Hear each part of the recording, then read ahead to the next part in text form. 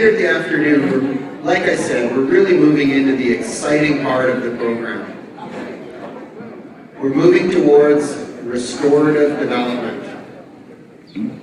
I wanted to just take a couple of moments to just touch on some of the things that came up at that last session, tie in, connect a few dots with some of the things that Storm talked about last night. And then Kim is going to come in a little while and he's going to introduce some of the people that have already been through this heavy lifting and this hard work that has led to some wonderful stories that we're going to hear about. So we heard about the importance of these restoration projects. We saw the panel here describing some really landmark, very large, restorative-based projects. Sawmill sites, other industrial landslide sites that are being restored back to a natural functioning condition. So what I just wanted to do is I wanted to tie this together and help give a lot of the streamkeeper groups, the stakeholder groups, the community groups out there that are looking possibly for a new way to galvanize, change, and get things into action, right? We talked about the ecological accounting process, and I think the thing that struck me with the material that Tim showed up is that was just one project, one idea, one way we came up with possibly doing this. But the important thing that I got from that work is that it just confirmed the things Storm was talking about last night. There was a return on investment in doing that natural restoration work up on Brooklyn Creek. Yeah, there's lots of different ways of quantifying that return on investment. There's lots of work to do yet. But what we've shown is there's a return of investment to restoring these natural features, these natural landscapes. And as a local government person, to me, it's really important, and especially more important to some of the community groups out here.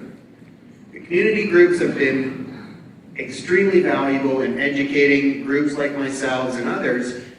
Hey, we're seeing less fish in this creek, we're seeing some water quality issues here and things like that. But what if these community groups started coming forward and saying, we like this project because we think there's a return on investment for you as the landholder, the stakeholder, to do this. So that was this message that I wanted to just really tie together, because I think that was what happened with that last session. There was that theme there that really said that not only is this good and it makes you feel better, but economically, from an asset management point of view, these assets are going to give us a return. They're going to actually potentially increase in value over time. Imagine that. So we're going to tie that theme together. These next couple of sessions, Kim's going to come up and he's going to introduce the next two people that are going to really give you an insight into the hard work, but also the success that they've been able to achieve. Kim? Thank you, Richard.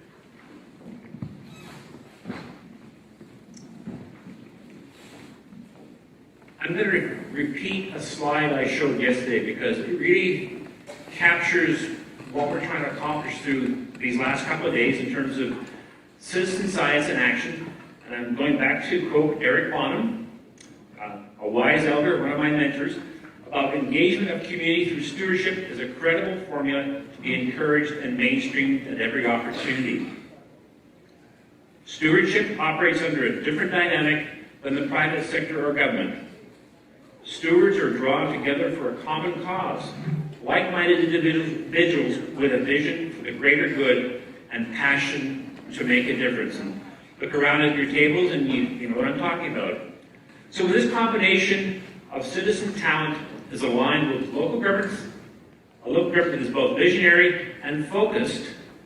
Outstanding achievements are not only possible, but realistic.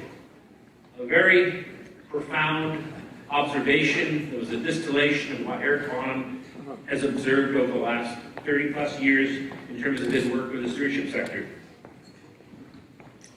So the two beacons of hope, Bowker and Brooklyn Creek restoration success stories, they are inspirational, and that's why they're on the program, because the stories are inspirational, and the people who will tell those stories, they're inspirational in terms of what they have been doing in the trenches.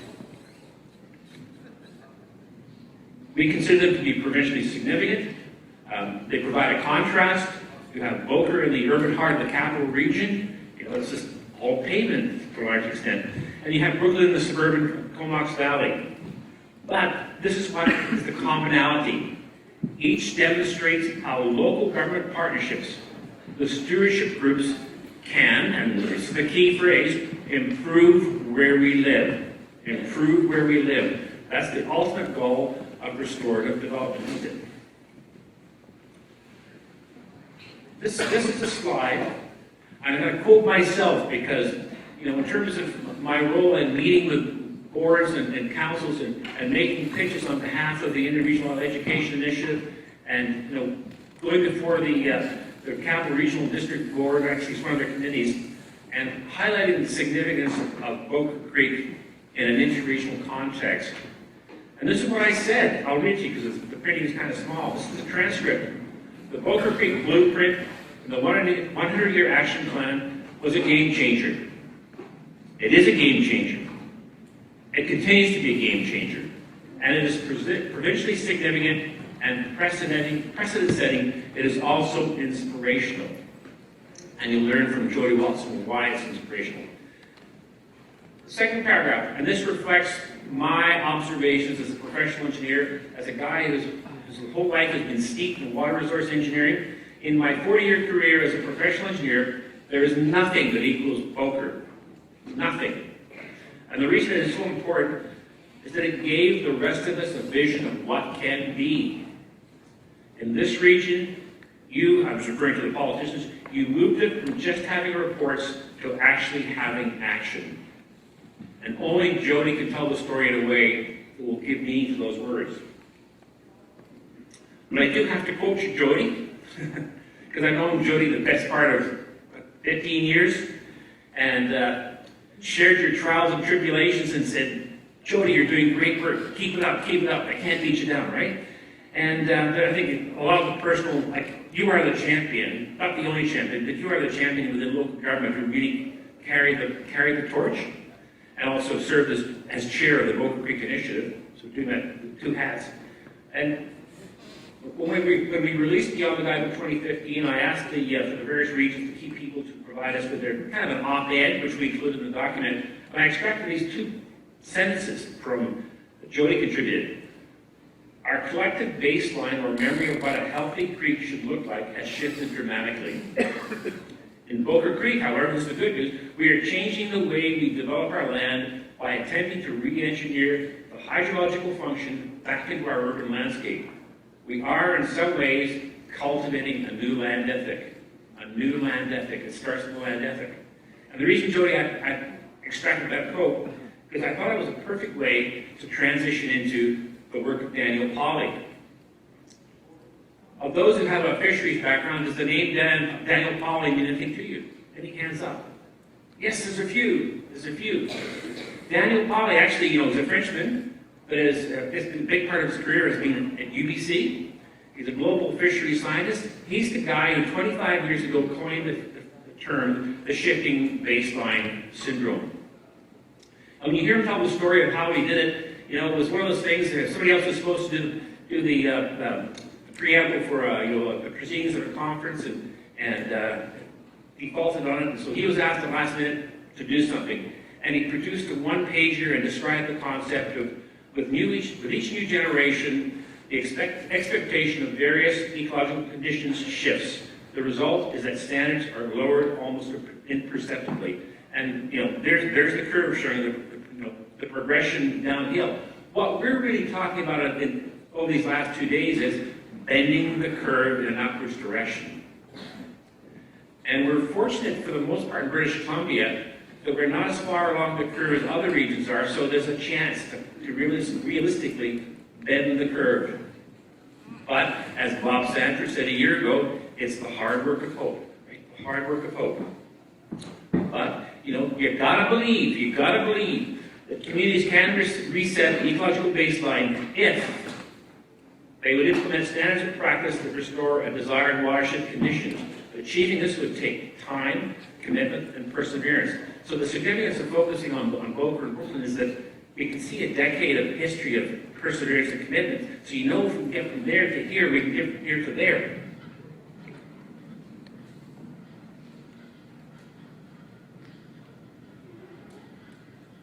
Briefly, in terms of the Comox Valley, and Tim showed this map earlier, just making the point that you have 3 jurisdictions, 3 lenses. And that in itself is a challenge. You know, and the Upper Creek Shed, the ecology subordinated engineered drainage systems. The Middle Creek Shed is a reactive situation in terms of development proposals. And the Lower Creek Shed, which is where the extensive investment by stakeholders is taking place. Now, the irony is, about a decade ago, as a partnership, we identified Brooklyn Creek as a prime case study for us to follow and tell the story. But we're actually coming at it from a different point of view, because we saw it as an example of the consequences of upstream actions on the downstream resource. And because we had seen the level of investment that the town of Comox had to spend over that decade, we thought, okay, this is going to be a good one to get the data, to do the analysis that Tim was talking about. The unintended unintended outcome of selecting Brooklyn for this particular, for the work that Tim did was discovering this wonderful story of the collaboration between the local government folks and the stewardship sector. So after the Jody hour, plus or minus 5 minutes, we'll have the Comox hour, plus or 5 minutes. And really what we've endeavored to accomplish here is the blending of 3 perspectives to showcase the long-term value of collaboration guided by a shared vision for creek shed restoration. And in terms of the team, you know, Al Fraser is going to kick off and provide the context of the Comox journey with a focus on partnerships. And I just love it whenever I've talked to Al, because he is so passionate about Brooklyn Creek and so passionate about the working relationship with the town that he has with the Brooklyn Creek Watershed Society. And so he'll kind of set the scene for Christine Hodson, who represents the Brooklyn Creek Society, to provide the overview of how the volunteer work fits with the goals of the town, thus making the creek a better place. And I guess it was, you have to have the conversations to hear the gems. And, when I had a meeting with Al and with Martin Cummins, who's coming up next, about why, how to approach the Brooklyn story. And it was just, with Al, I remember the story that he said about, well, we get political support because the councillors all within walking distance, and maybe think of your story, Jody, where getting them all to talk about like it's real to them, and if it's real to them and they see the value from community perspective and that support, then it's so much easier to get the funding. But you still have to fight the initial battle to get their attention, right? And then Marvin is really going to close out the Comox trio by just elaborating on the building block process that they had to go through in the evolution of the town of Comox's incremental process for implementing changes in development practices.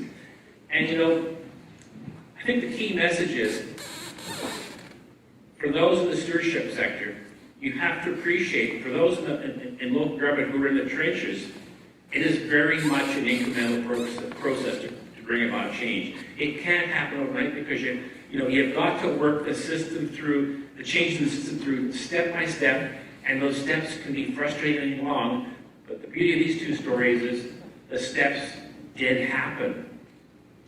And they reflect what we call a new form of governance, because first there has to be the vision, right? Whether it's Bowker or Brooklyn, sharing a vision about what the potential is for the creek, the community involvement, the bottom up, and then the support from the municipal decision makers, the champions within the system who will make things happen.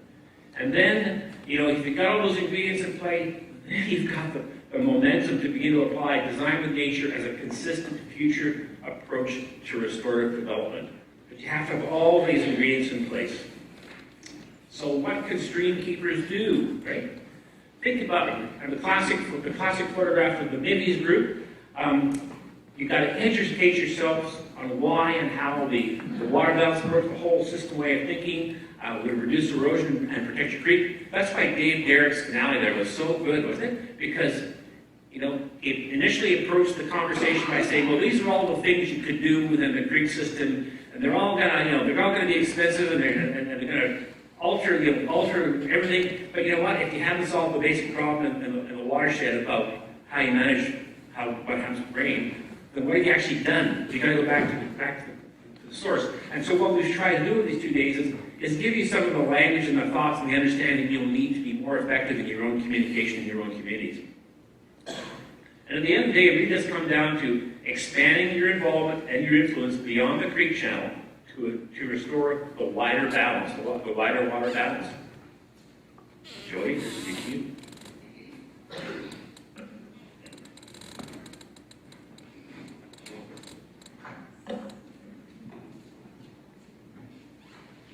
Thank you, Kim.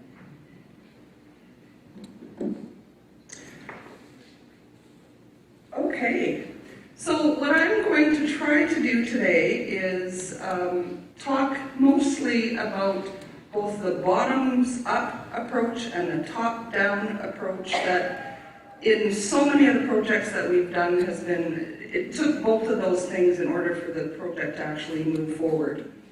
And I'm going to talk a lot about champions, and a few of our speakers have talked about the importance of champions, and I really want to try and highlight that throughout this presentation.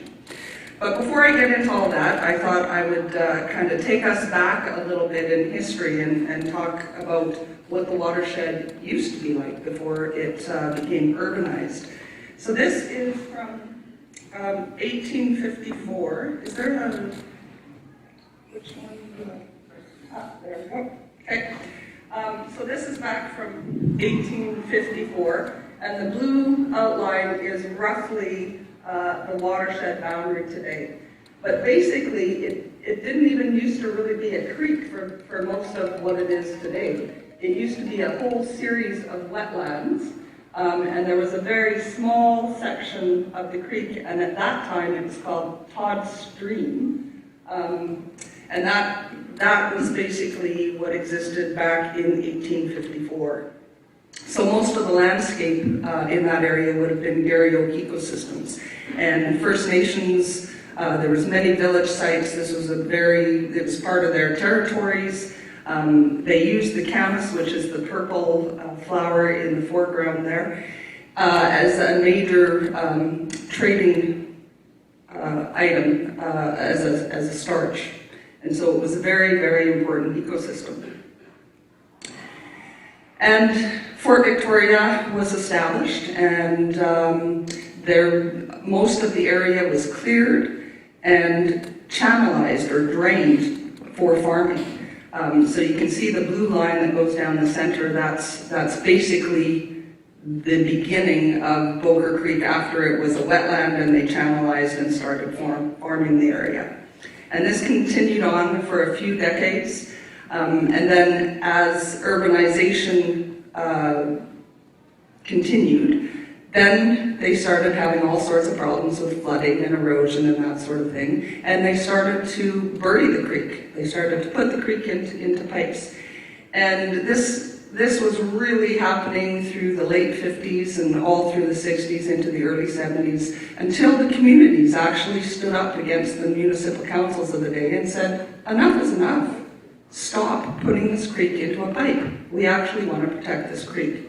So all the way back there, that is shows the importance of the community saying, hang on a second. We actually value this creek, even though there's problems. We value this creek and we want to try and maintain it. This is an image of the creek that goes through Shelburne Road. It basically is piped all under Shelburne Road in Victoria. And again, the blue line is showing where the creek at one point in time was. And as the watershed became more and more developed, and the entire watershed is now developed, completely developed, We saw what we see in all creeks, where we have a very significant response to urban development, and we see the flow and the hydrological regime significantly change. And then we see all sorts of issues with that. So this is a fairly common 1 in 10 year flood that happens on a reasonably regular basis, where a whole pile of rain will come down and all of it goes into the creek as quickly as possible, because that's how we developed land back then.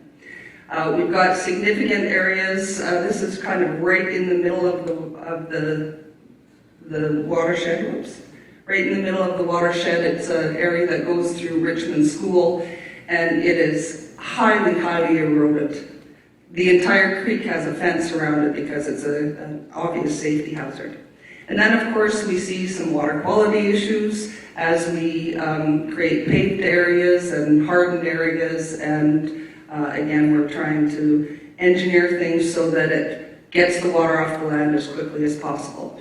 And in the lower reaches of the creek, then they were basically forced to culverting and channelization. So any of the open sections of the creek often have a rock-lined wall or a cement bags, basically is the one image. And a lot of the watershed today is a culvert, or a lot of the creek today, I should say, is a culvert. So back in the late 90s, again, the community came forward to the regional district and the 3 local governments that are in this area and said, hey, we really need to do something here. We're losing this creek. We're losing a community amenity, and we would like to work together to bring this area back. At that time, the CRD was going through a watershed management planning process, and they were identifying a number of key watersheds in the region that there was a need to put together some sort of an integrated plan.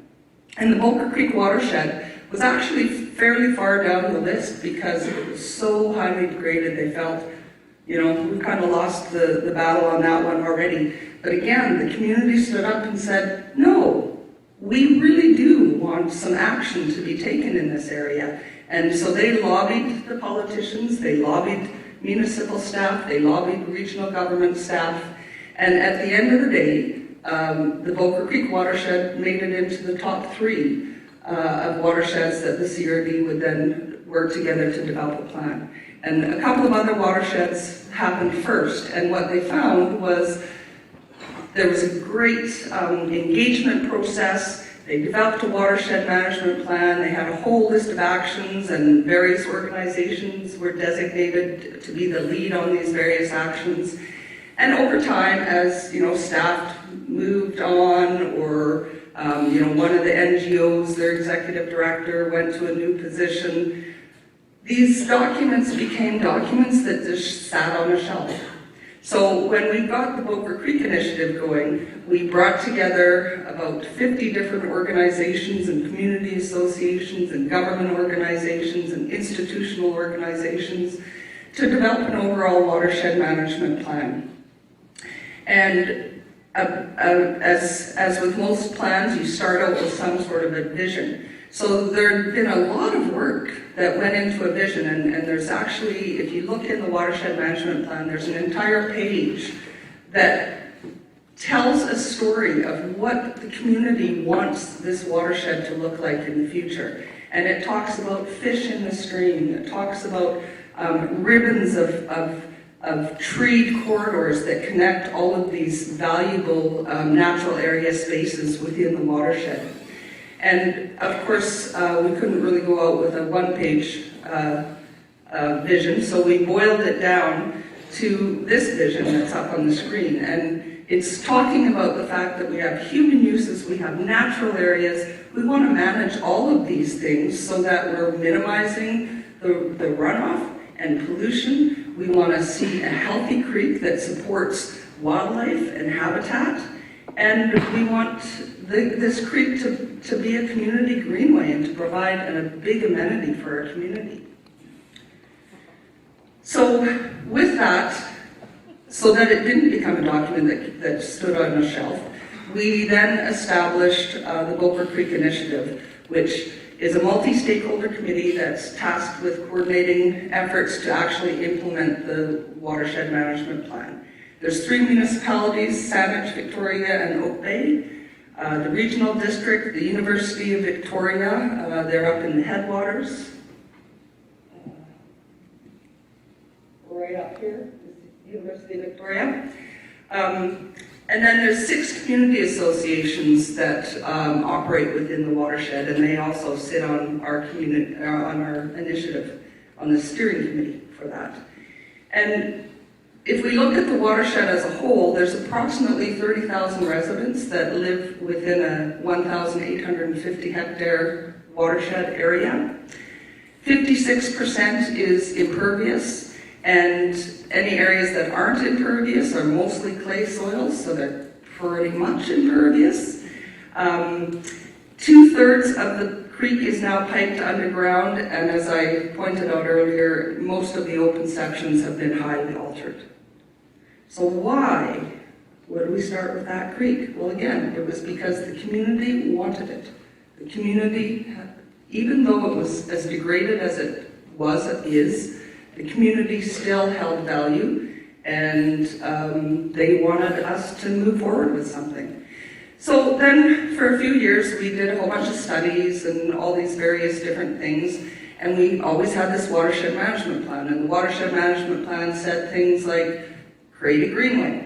So as we know, development happens on a site-by-site basis. And so the municipal staff were having a real challenge in actually achieving the goals of the watershed management plan, because they said, yeah, we know you want a greenway, but how does this little site, this little development, how does that fit in with what your vision of the greenway is?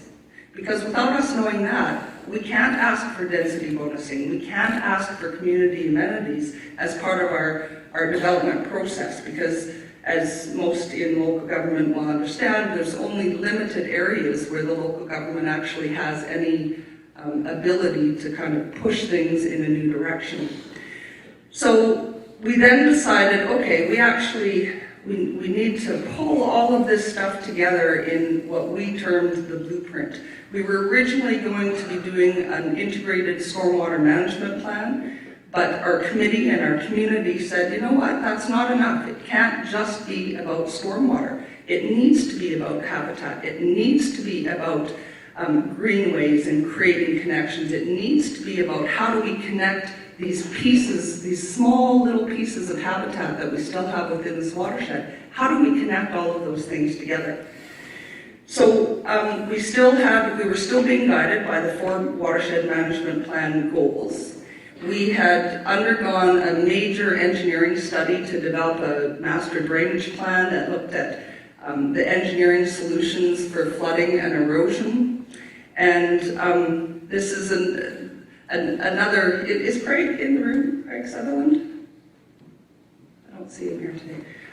So we worked with Kerwood Lydell on that, and this was back in 2006, and at that time, I was trying to make the case to the engineers that we really needed to incorporate a climate change scenario, and at that time, science was still, it wasn't quite there to say, here is how our climate is going to change in our area specifically.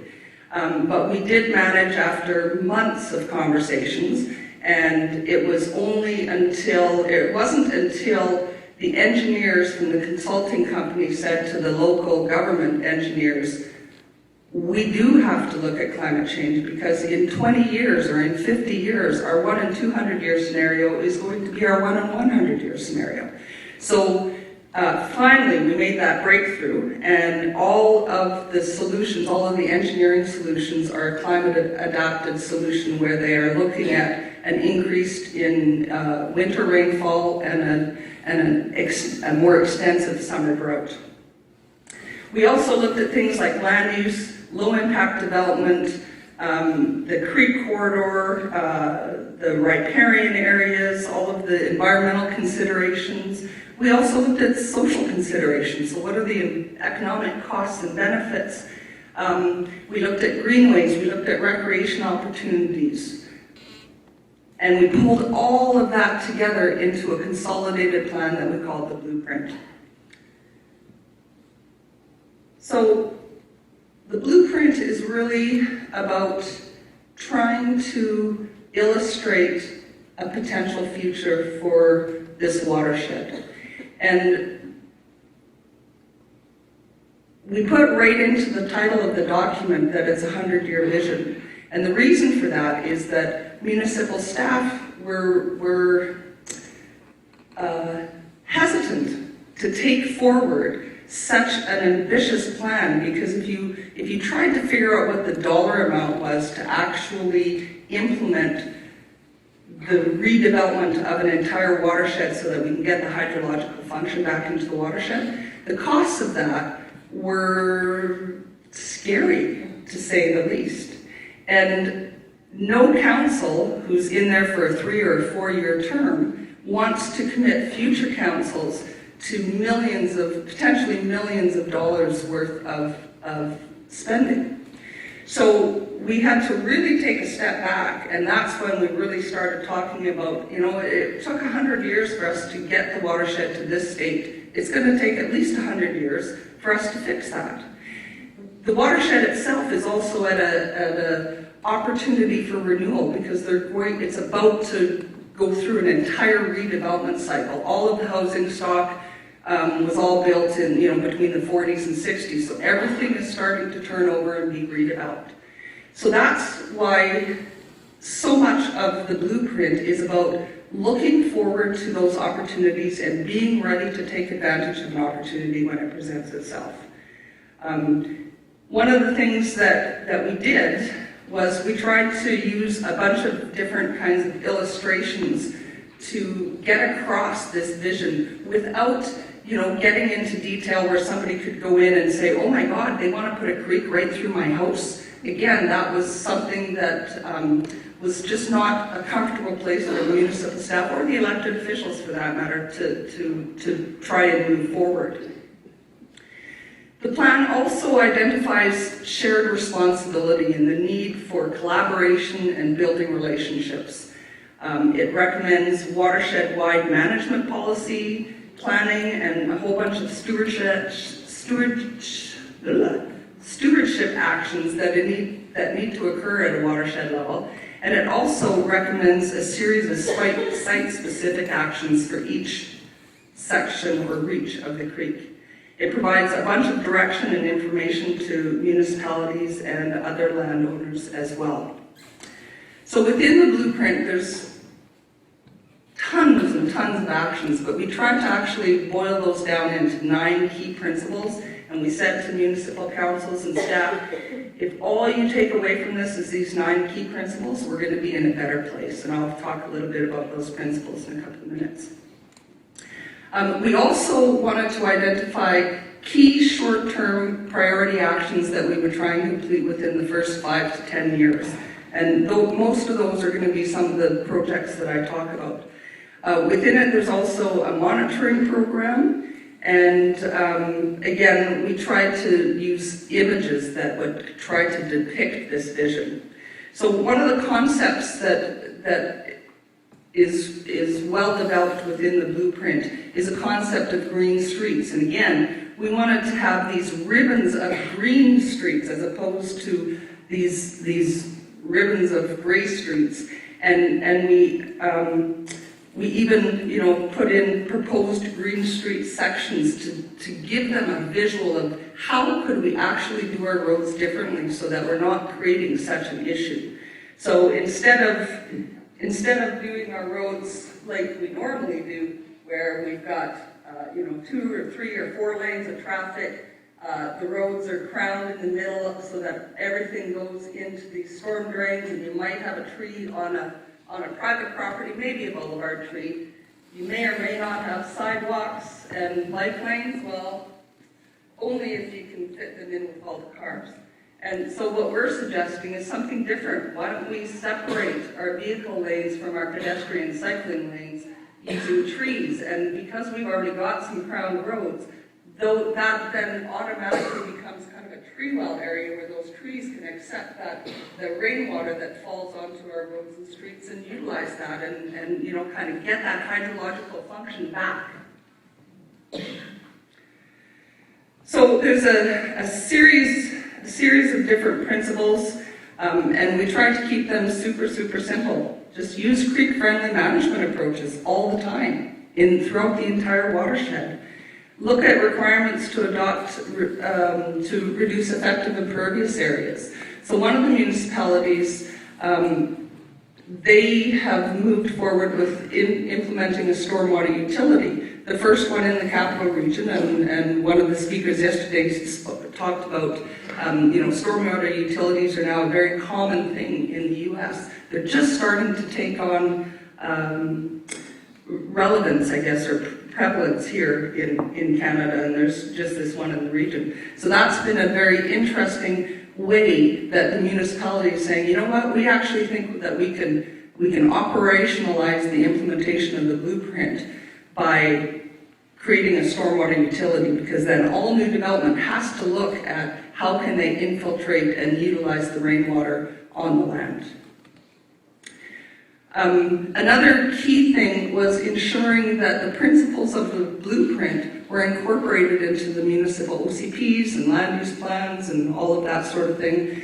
And we've been very successful in ensuring that that has occurred, which as soon as it gets into that, then it kind of drives all of the development. And developers, they first go to the OCP and they say, okay, here's what I need to do. Municipal staff also do that. They refer back to the OCP and it says, well, here's what we're being directed to do. So as soon as now the Bowker Creek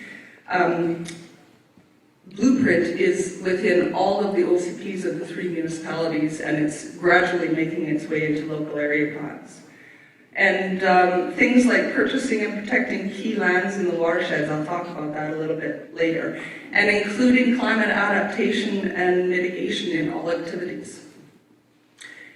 There's a series of reach-specific actions, so we have 17 reaches, both closed and open reaches. There's a whole bunch of different types of efforts. We look at what needs to be operationalized and what things might need to be opportunistic projects. It includes everything from invasive species removal and improvement of riparian habitats to upgrading or channel widening, creek daylighting, and greenways. And just so that you can see how it's set up for each reach, we have some mapping that shows the soils, it shows the land use, and then it's got a few images of the reach, and then it goes into the integrated actions for each section of the reach. There's a number of short-term actions, and I'm not going to go through this list because I'm already running out of time and I haven't even got to the good stuff. So I'm just going to blast through a couple of these, but we have essentially achieved 8 of the 10 short-term actions, and there's a couple more that we're still working on. One that I just want to point out is number 9, where we want to work with the creekside landowners between these 2 streets to achieve a long-term vision. And there's a large piece of property that's currently owned by BC Hydro, and they've identified that it's not the right size that they need for their needs. So the community has been very, very active in lobbying the local government to purchase this piece of property, and it appears as though that things are moving in that direction, which is great news, because that's going to be a critical piece of property for us to look at restorative land development. So, opportunistic projects. So the CRD operates the trunk sewers in this area. They had a sewer upgrade project where they had to build a new pump station, and it required them to cross the creek right at St. Pat's School. And we had a political champion who was a big fan of the Bowker Creek Initiative, and at one board meeting where they were approving the budget for the sewer upgrade, he stood up and went, "Free Bowker!" And he made this impassioned plea to the board to also restore the creek. Since we were crossing the creek, it's incumbent upon us to restore the creek at that time. And it was because of that political champion that we were able to do our, kind of our first big restoration project as part of an opportunity for an engineering project that had to be done. So typical flooding events that happen in this reach of the creek. It was highly overgrown with invasive yellow willow. There was all sorts of, you can see that there had been some significant erosion over time. The creek bottom was about 5 meters wide, and in our summer low flows you might have like 2 or 3 centimeters of water. So one of the key things that we did was look at reducing the width of the creek and created a series of planting benches. So we kind of narrowed it. We had to, of course, rock line the channel so that we wouldn't experience erosion. And then we created planting benches and worked with the school. So every student in the school came out and helped with the planting. And they now own that section of creek. And this actually was taken about, probably 6 years ago now. You go out there now and you can't even see the creek. It is so well grown in. Another one is the Cedarhill Tributary. So there's a 1.5 kilometer tributary that comes into the main stem of Bowker Creek. And it's in Cedarhill Park and Golf Course. So the golf course is over here. The creek is kind of these blue areas in here, and there's a ball field that is relatively underutilized, and especially in the winter, the groundwater actually comes above the surface there. So this area was identified in the blueprint as a critical area for storage, because there's not a lot of pieces of land within, especially far up in the watershed, that we could create some level of storage in the watershed. Then all of a sudden, there was another group who came out of the woodwork and said, hey, we think that this would be an awesome spot to put 8 clay courts for tennis. And so they came to us and we had some discussions about what we had proposed. The blueprint had already been endorsed by Saanich Council. This is a project that was happening in Saanich. There was a lot of back and forth at the community hearings. There was 4 nights of public hearings. I think it was close to 500 people stood up and spoke. And at the end of the day, we submitted to council, here's what the blueprint that you guys recently endorsed says. Here's the opportunity. If the opportunity that is given to us is to work with the clay courts group to try and do some creek restoration, yes, that would be the opportunity, but we feel that there's a better opportunity here. And at the end of the day, the council unanimously supported the creek over the courts. So that was a big win. We're now working with the community and the district of Saanich to, we're coming up with a whole bunch of different restoration options so that we can really improve this area. And one of our biggest projects has been a collective partnership with the CRD, the District of Oak Bay, the Greater Victoria School District, Oak Bay High School, and the Bowker Creek Initiative to restore a section of the creek. And again, this is one of our short-term projects that we wanted to get done.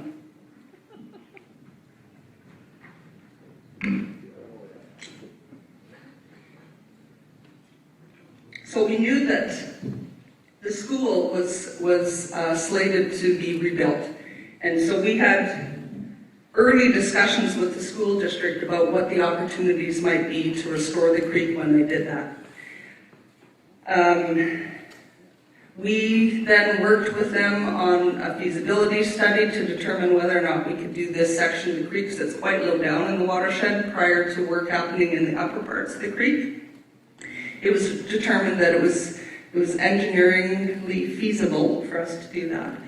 And then we got funding, and we got $750,000 through an innovations grant, the federal provincial innovations grant. And the reason that we got the funding is because of the partnership that we had created as part of the project. So the creek used to just run in a channel. The bottom of the creek was actually the toe of the retaining wall, so it was totally cement. It was completely overgrown with yellow willow, blackberry, and a few other nasties. Again, it kind of comes through a box culvert before it gets into that section, regularly floods. This is a very common scenario. The downstream properties, many of them get flooded. So part of the project was we wanted to really connect the teachers and the school to the creek. So part of our grant project was we wanted to use the creek as a learning tool. And it really fit in well with the Water Smart goals of every grade 12 student will understand what a functioning creek looks like and all that sort of thing. So it's now, we worked with the school, they've developed all sorts of curriculum using the creek as a classroom. Science, English, social, geography classes. They're really focused on shifting to the 21st century education model, which is generalized instructions but individual learning opportunities, and really getting students connected to things and letting them run with it. Critical to this process has been Derek Shrubsole, who's our teacher champion. He has been the liaison with the school. He's gotten the students excited. They have done all sorts of amazing projects where his science classes now will come out and they'll work with us on maintaining the site.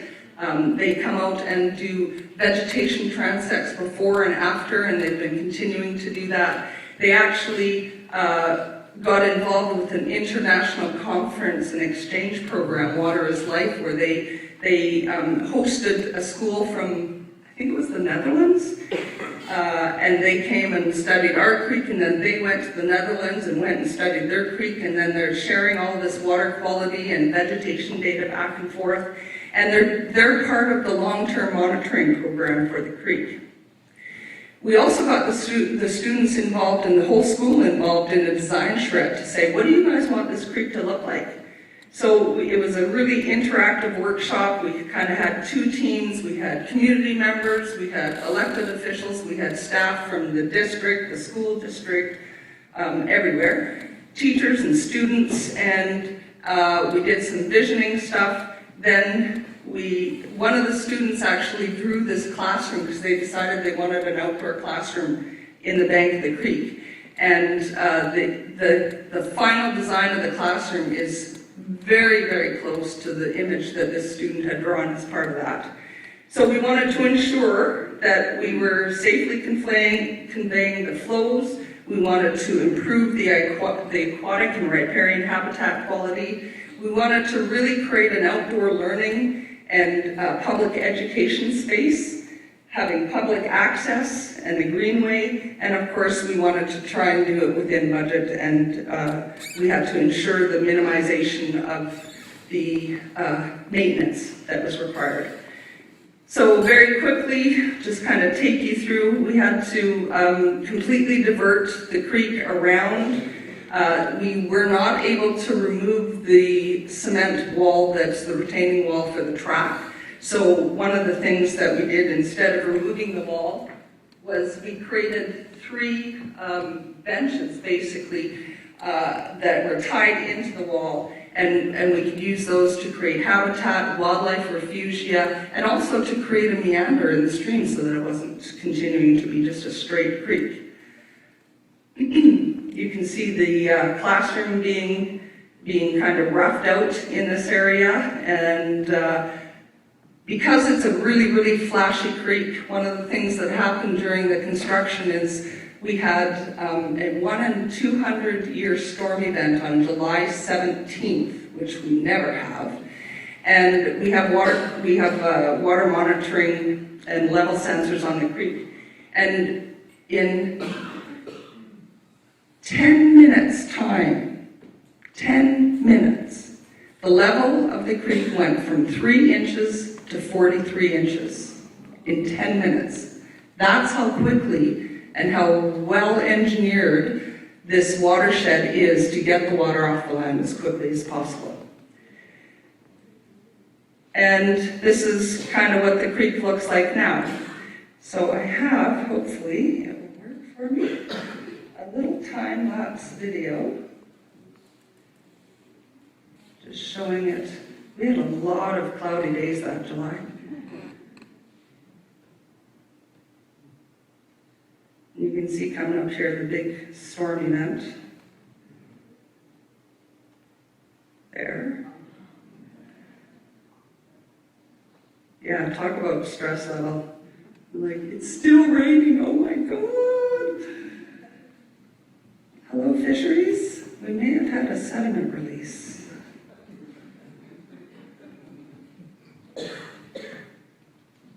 So is this not stopping or what? There's another rainfall event. There we go.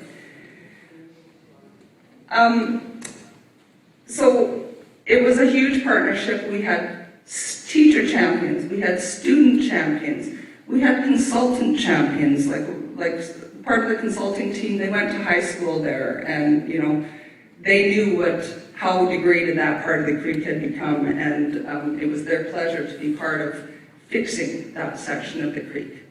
There's another upcoming opportunity. So there's 3 schools in our watershed, and the creek goes through all 3 of them. And this is Richmond School. I had already showed some pictures of that, where it's the most eroded portion of the creek.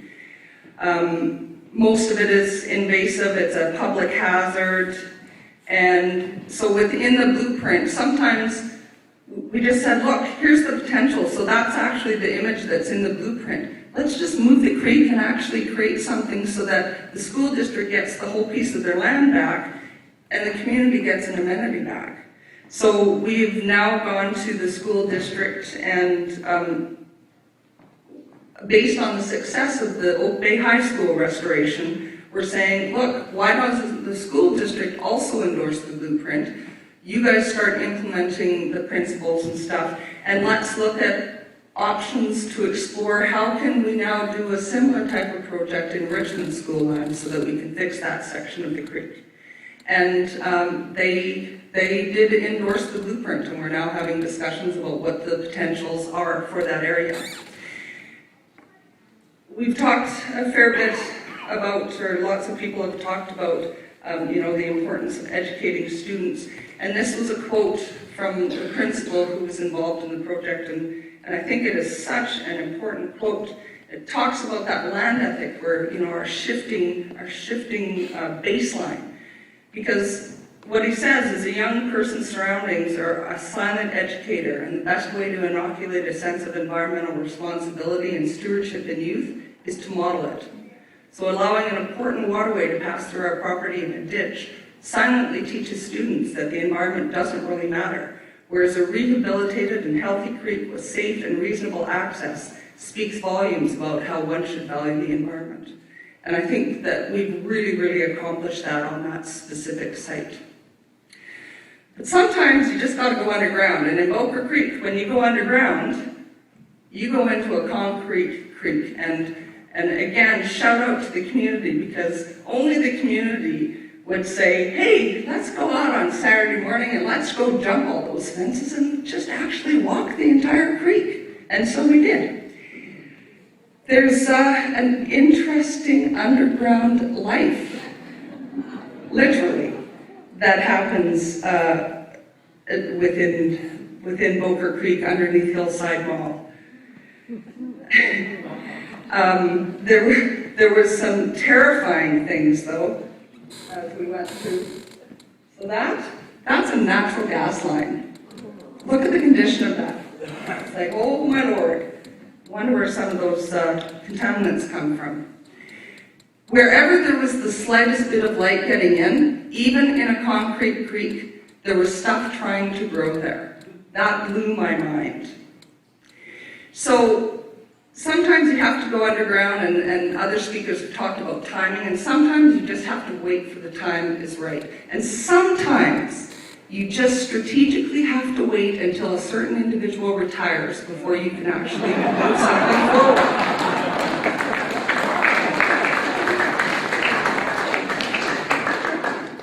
So the one piece that we were not able to achieve as part of the blueprint was to do a daylighting feasibility study.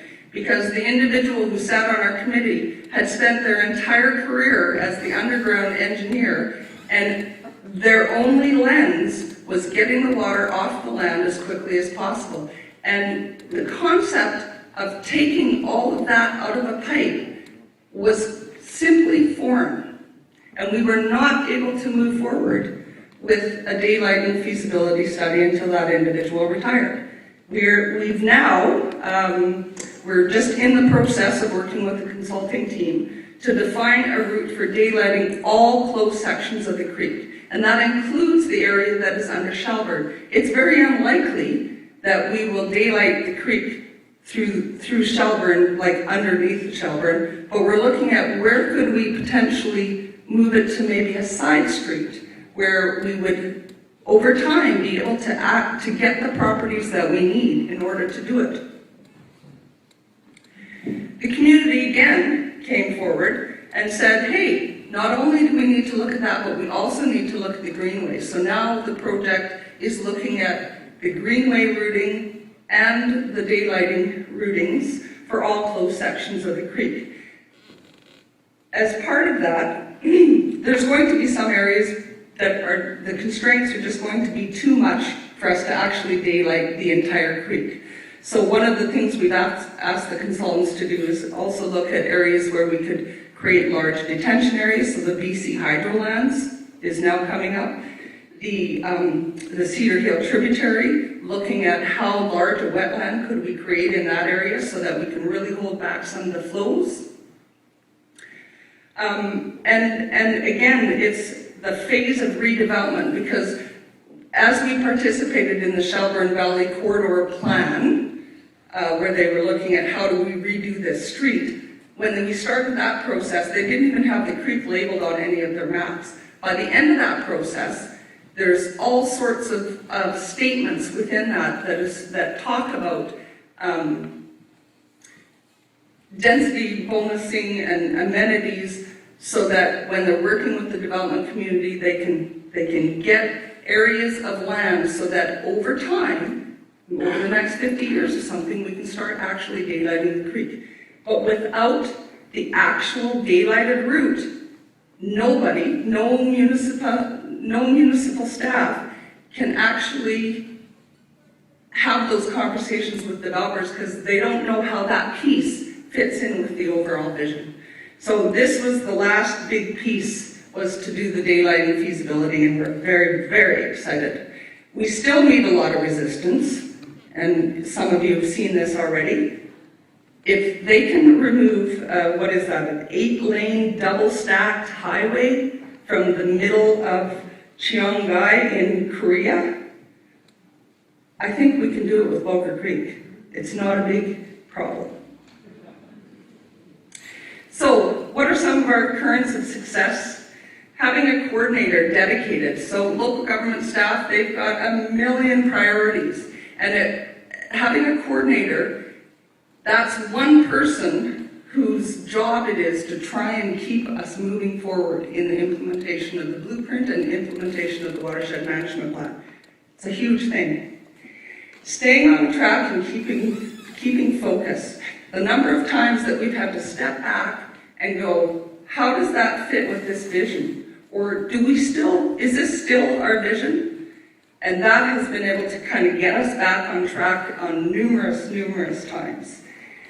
We spent a lot of the first few years really focusing on outreach efforts and working with the community. The community has been absolutely fantastic in helping to deliver the outreach and talking to their neighbors about the importance of the creek. And, oh, hey, did you actually know that there's a creek that runs under this street? Most people didn't know that. Now, everybody knows that. And the community's engaged. The community goes and they talk to the politicians, and the politicians are the ones that are now in front of that parade. You have to engage the community. You have to engage the politicians. You need champions at every single level. You need community champions. You need local government staff champions. You need political champions. You need funding champions. The champions, for the last 2 days, the song, you know, Queen, We Are the Champions, has just been going through my head and through my head and through my head and through my head, because without those champions, we would have never achieved the success that we have. And as I hope I've pointed out, you need the bottoms up and the top down approach in order for us to move forward. Thank you.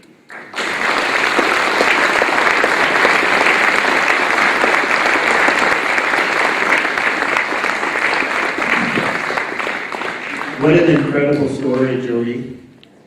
We've got almost about 15 minutes in which we would like the audience to talk about things they might wonder. They might have some questions for Jody. We can get the Brooklyn Creek team to just sort of make their way up to the chairs on the side of the stage. And Kim and I are going to roam the room and see if anyone has anything they'd like to say, comment, discuss.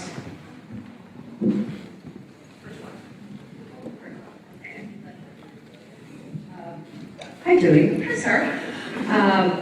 I've done a lot of the sampling on this creek and see those willow wattles, and I've been into some of those underground sections, and there's actually some more great art in there.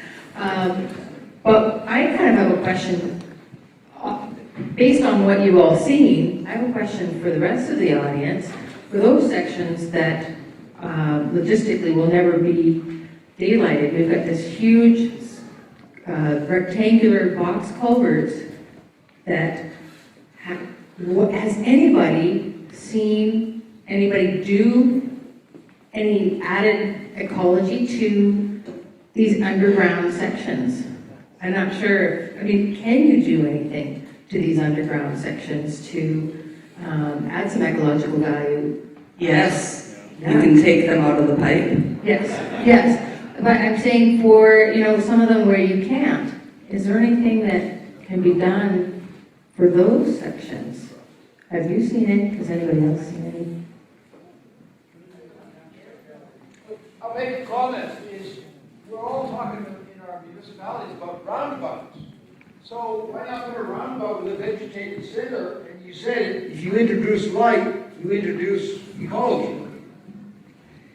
So one of the things that we've been talking about is the bifurcating flows. So we know that there's going to be some areas where there's just so many constraints of the man-built environment that there's no way we're going to be able to bring the entire flow of the creek to the surface. So in those areas, we're saying, well, okay, is it possible for us to bifurcate the flows so that maybe just our summer base flows or that equivalent comes up to the surface so that it creates a bit of a community amenity, but leave the pipes in the ground so that in our high flows, there's still the capacity for that. But it's still, it creates for us above ground, an above ground section, a reminder, a connection to that creek. But it keeps the underground infrastructure in place in time of heavy rain, of which we know is going to increase.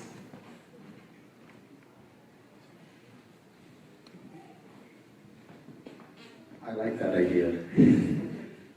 That's really similar to what we heard yesterday with the swales along the side of the roads.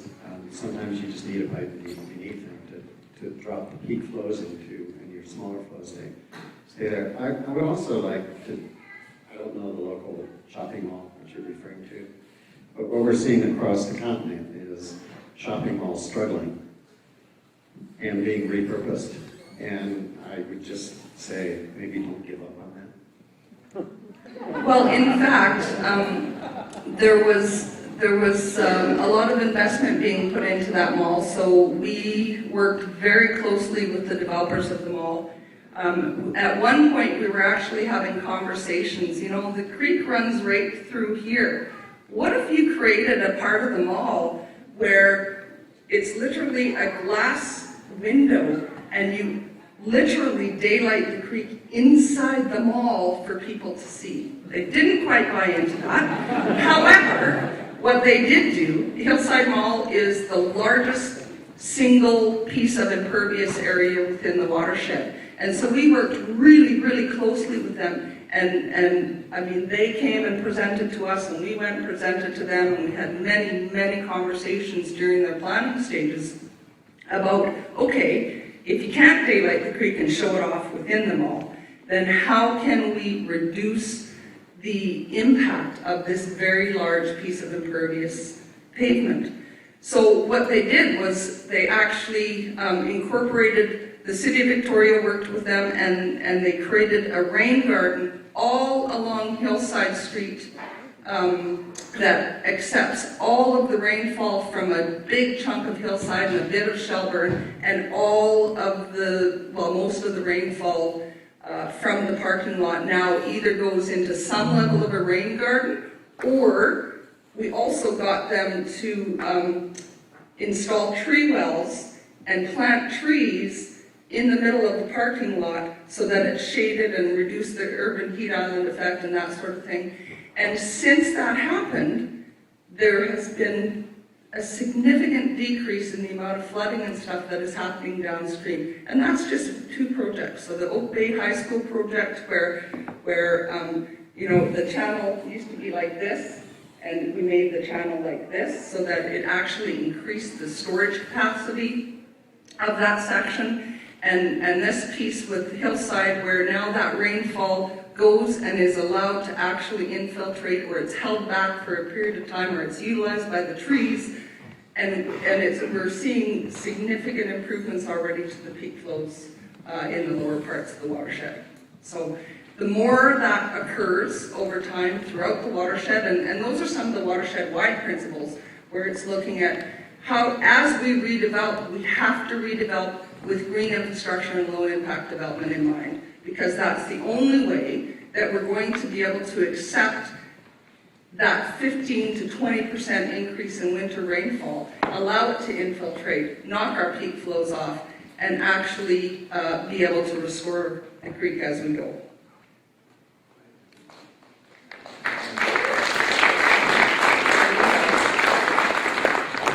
Jody, I just want to say, having followed the progress of this project over many years, and your determination and integrity in bringing the players together is a story worth hearing, and I think you've demonstrated that today. My question to you is, my understanding of the early days of Bowker Creek, it had a good fishing pond, it had salmon. Is it far too ambitious to think that the icing on the cake would be if you could bring back fish at all to that factory? Is that even possible? Everything is possible. Like, everything is possible. What's making it, what we're being constrained by right now is at the lower reaches, there's a big culvert that goes from one of the last open sections through a field, through the fire hall, in this area called Fireman's Park, which is a baseball field. And then it comes spewing out of a culvert, and it drops about 12 feet before it goes into the last reach before it hits the ocean. So that's our barrier to getting fish up beyond that point. But again, it's about opportunities and staff champions. So there's a new engineer at Oak Bay who has really gotten involved in the initiative and loves the kind of work that we're doing and sees the vision and is really wanting to help move that forward. So the fire hall is going to be up for a rebuild in the next 5 to 10 years. And so already the municipal staff are going, so that would be the opportunity then for us to actually open up this section of the creek. So back to the point of you gotta have the vision. Once you have that vision, then you gotta have your champions. We've got our champions. And we're starting, I think, to really get that momentum. So we've had some really good successes. I've actually realized while I'm here that within the capital region, apparently there's a little bit of creek envy that I've been feeling, right, Mary? Oh, Bowker, yeah, they get all the money, right? But I think that we've had some really good successes, and the funders have seen the successes, the province has seen the success, the municipalities, the community has seen the success, and so and even the developers are seeing the success. So we're just kind of like the momentum's going, and now all we have to do is make sure that it's operationalized and we keep all those champions in play. And things are just starting to happen now where we're not really putting a lot of effort into it. It's just organically starting to happen now, which is a beautiful thing. Jody, as I was listening to this, I realized over the years I've seen bits of Bowker Creek and never even connected up the dots. And that's great, and thank you. And as I've looked at some of your pictures, I'm thinking, if I'm somewhere in a hot summer's day, if I'm there in that part of the city, wouldn't I love to just spend 15 minutes in a quiet green place with a bit of stream coming by? I don't even care if it goes underground against somewhere else. And then something else occurs to me. It happens to run right near Jubilee Hospital. Now, I have some personal experience with that. Jubilee Hospital is where the mental health psychiatric wards are. And in fact, I've known there, that being there, of patients being taken off for a half-hour walk along what turns out to be Bowker Creek. Now they have to beat past blackberry bushes and finally find a piece of green. But what a wonderful opportunity to turn the piece of Bowker Creek by Jubilee Hospital to a place where the patient, rather than sitting there like on the sidewalk by Richmond Street, to be able to actually go down to a peaceful green space at Bowker Creek. We all know how good green spaces in the city are for mental health. Thank you for bringing that up. We actually participated with the Royal Jubilee Hospital. They were developing a campus master plan, I think they called it. So we sat on a committee for that, and the community members were also on that committee. And we put that exact thing out. So the creek, again, goes in a straight line, and it actually bisects the hospital property. So there's this little triangle of land on the other side of the creek that they can't access at all. So within their master plan, they've actually dedicated that triangle to the future restoration of Bowker Creek. And it's right beside the cancer center, and that's the exact discussion that we had was, wouldn't this be a beautiful thing? Like, why can't we use this piece of property here to create a community amenity, but to create a healing amenity for people that are in the cancer clinic? I mean, you just can't go wrong with that. So we're hopeful that that's something that over time we will also be able to achieve. And it's now in their planning documents, it's in our planning documents, and it's in both the municipal planning documents. So it will happen one day.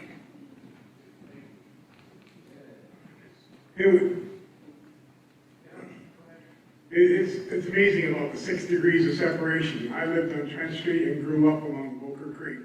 You know So that I same wish as well. I wish I could give you mental images to turn into photographs of what it looked like in the 40s. But it gave me the idea that as long as you've got that bunker, which someday you may get to recreate, it might be an idea to, with some paint and some lights, open that space up, make it lighting, and turn it into a memorial and a monument to what can be accomplished. So if you can find old photographs of what it used to look like before it became urbanized, plus what happened, and all the story you've told here, and it's there, so when people go, they go for a stroll, it becomes a place to visit, and people may become inspired to take it home and do it elsewhere. It just seems like something you do wouldn't cost that much to actually do it. That's a very interesting thought. Definitely. Opportunities, ideas and opportunities. Thank you so much for being with us, Jody.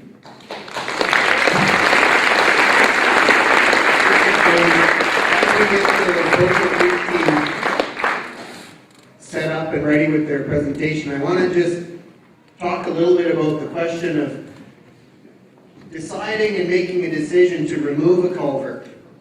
So we're struggling with that very same thing.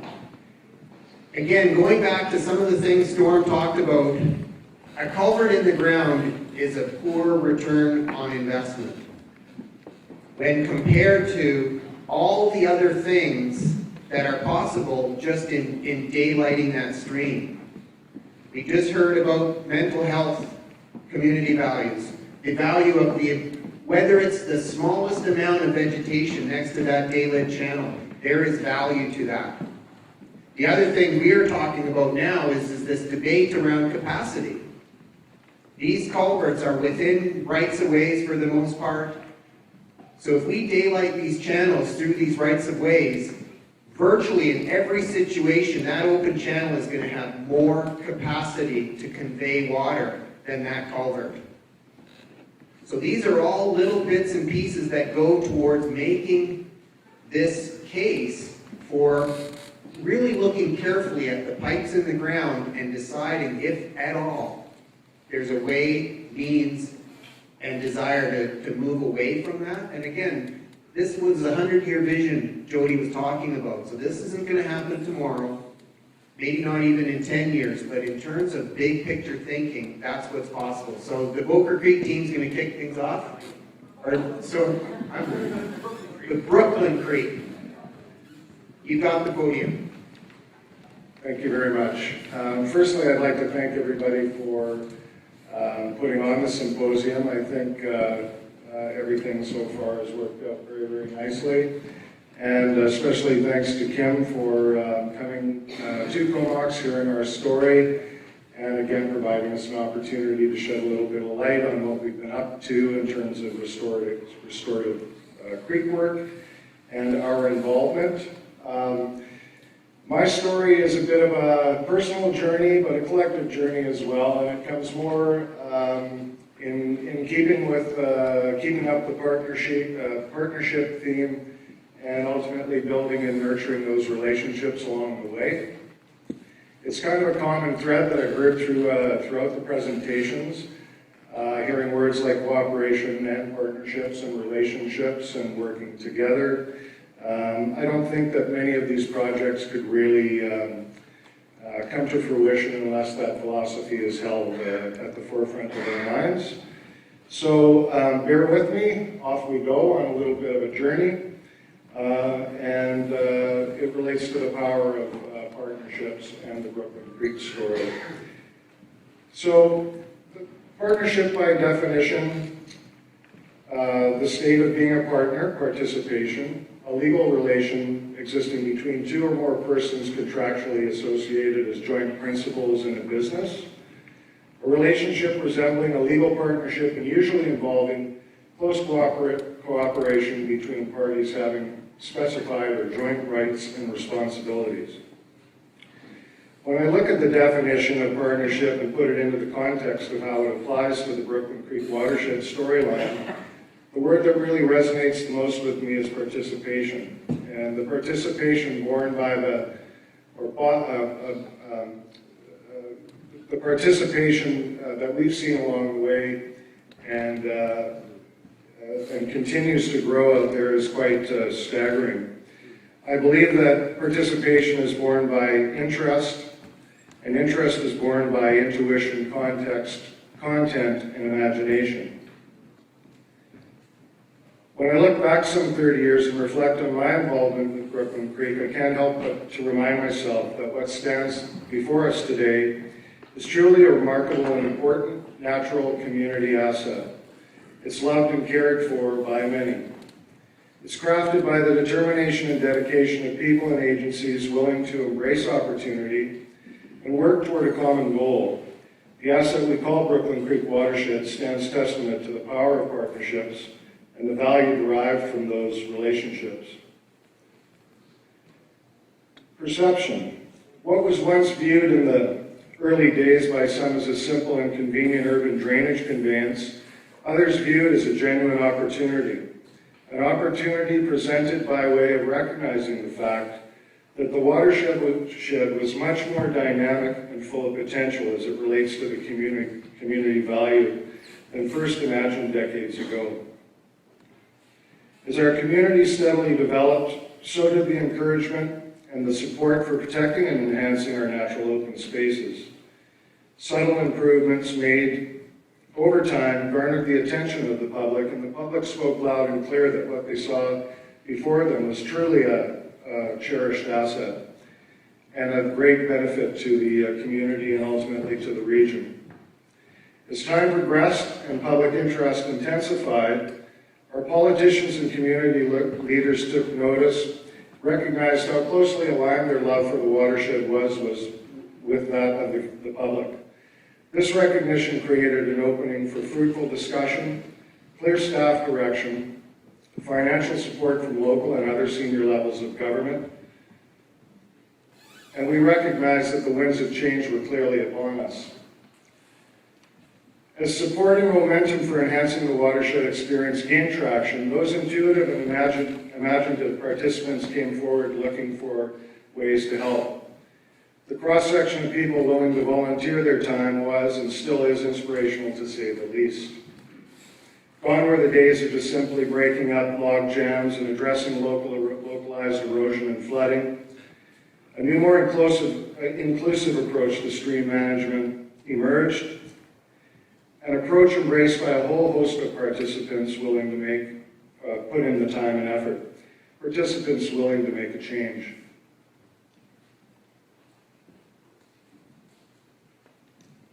Let me please explain what I consider a new inclusive approach to stream management. I look at the Brooklyn Creek watershed through a slightly different lens than what I did when first starting out with the town of Comox back in the early 80s. Back then, our 3-person parks crew at the time worked in virtual isolation in the watershed, conducting routine flood prevention work devoid of any interaction or participation with others. It wasn't really much of an inclusive approach. And I use the term inclusive approach in the sense that the more perspectives, points of view, and talent base we can draw on, the more interesting and ultimately successful our stream management practices became. Partnerships come in many forms. Brooklyn Creek Watershed Enhancement Story contains many chapters, dynamic in nature, much the same as the creek is itself. Each chapter contains content and messaging that speaks to the fact that every aspect of what has transpired over the years in terms of restorative creek enhancement were influenced by and resultant of good people working together. From community engagement to funding, bridge building to trail construction, artwork to regulatory signage, the end products reveal the telltale signs that many individuals and agency played pivotal roles in shaping the watershed and its enhanced sense of place.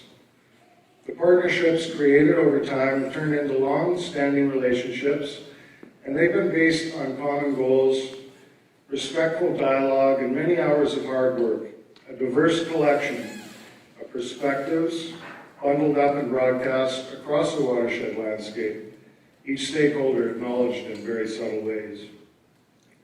The Brooklyn Creek Corridor Restoration and Enhancement Project would not have been possible without the help of many dedicated individuals and organizations. A great team and wonderful mix of backgrounds and disciplines helped create the overall strategy leading up to the physical works that we see in place today. Teams of consultants, school children, stewardship groups, homeowners, local government, senior levels of government. It's quite an incredible mix of participants. School kids and scholars, politicians, constituents, stewardship groups, service clubs, they're all there and they all help in immense ways.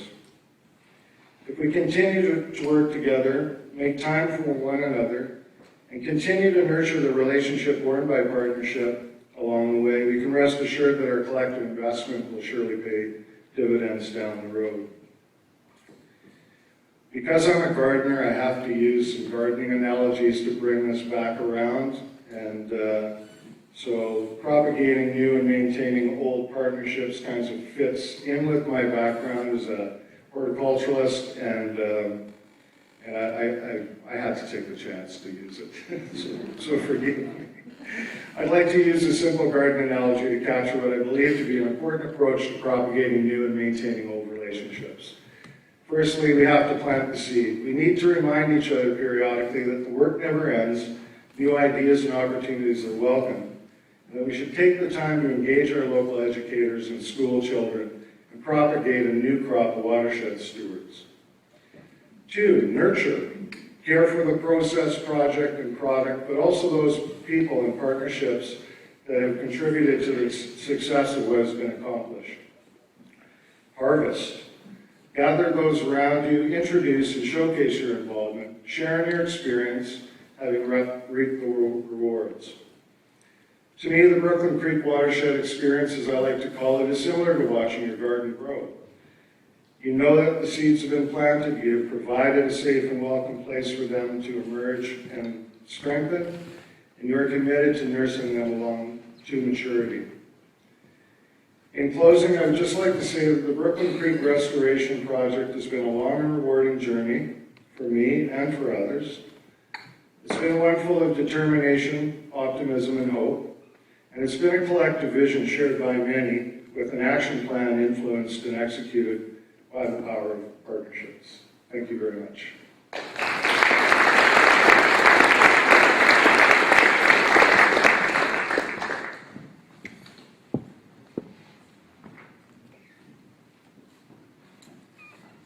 Thank you, Al.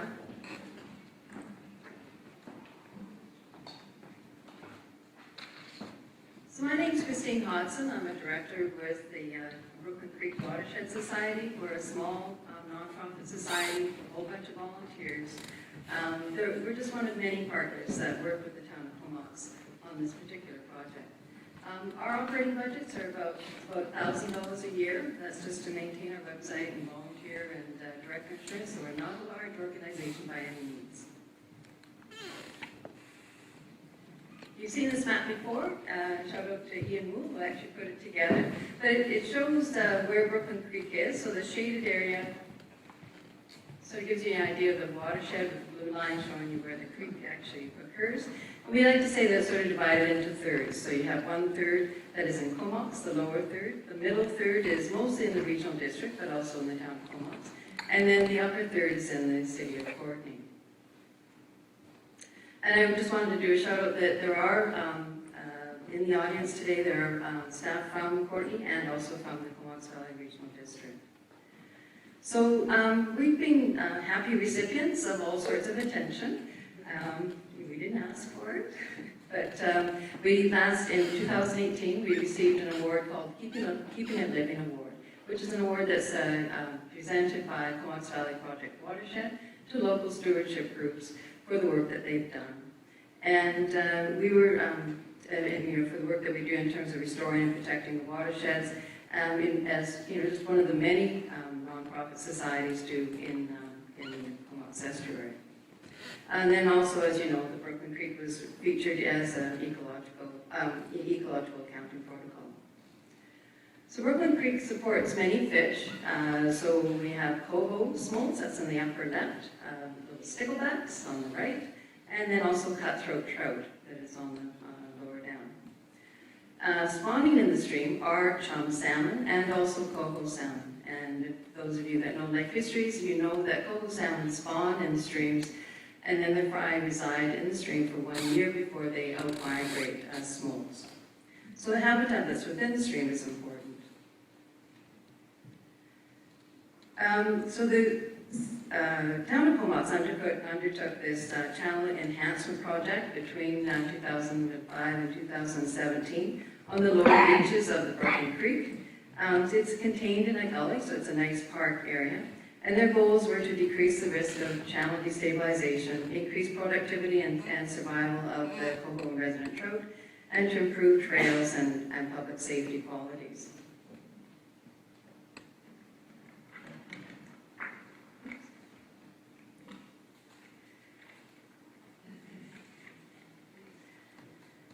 And some of the things that Brooklyn Creek Watershed Society is able to access funding for enhancement work on the stream and riparian areas. And we coordinate with volunteers to work and to increase the public awareness of the value of Brooklyn Creek and to as a natural asset.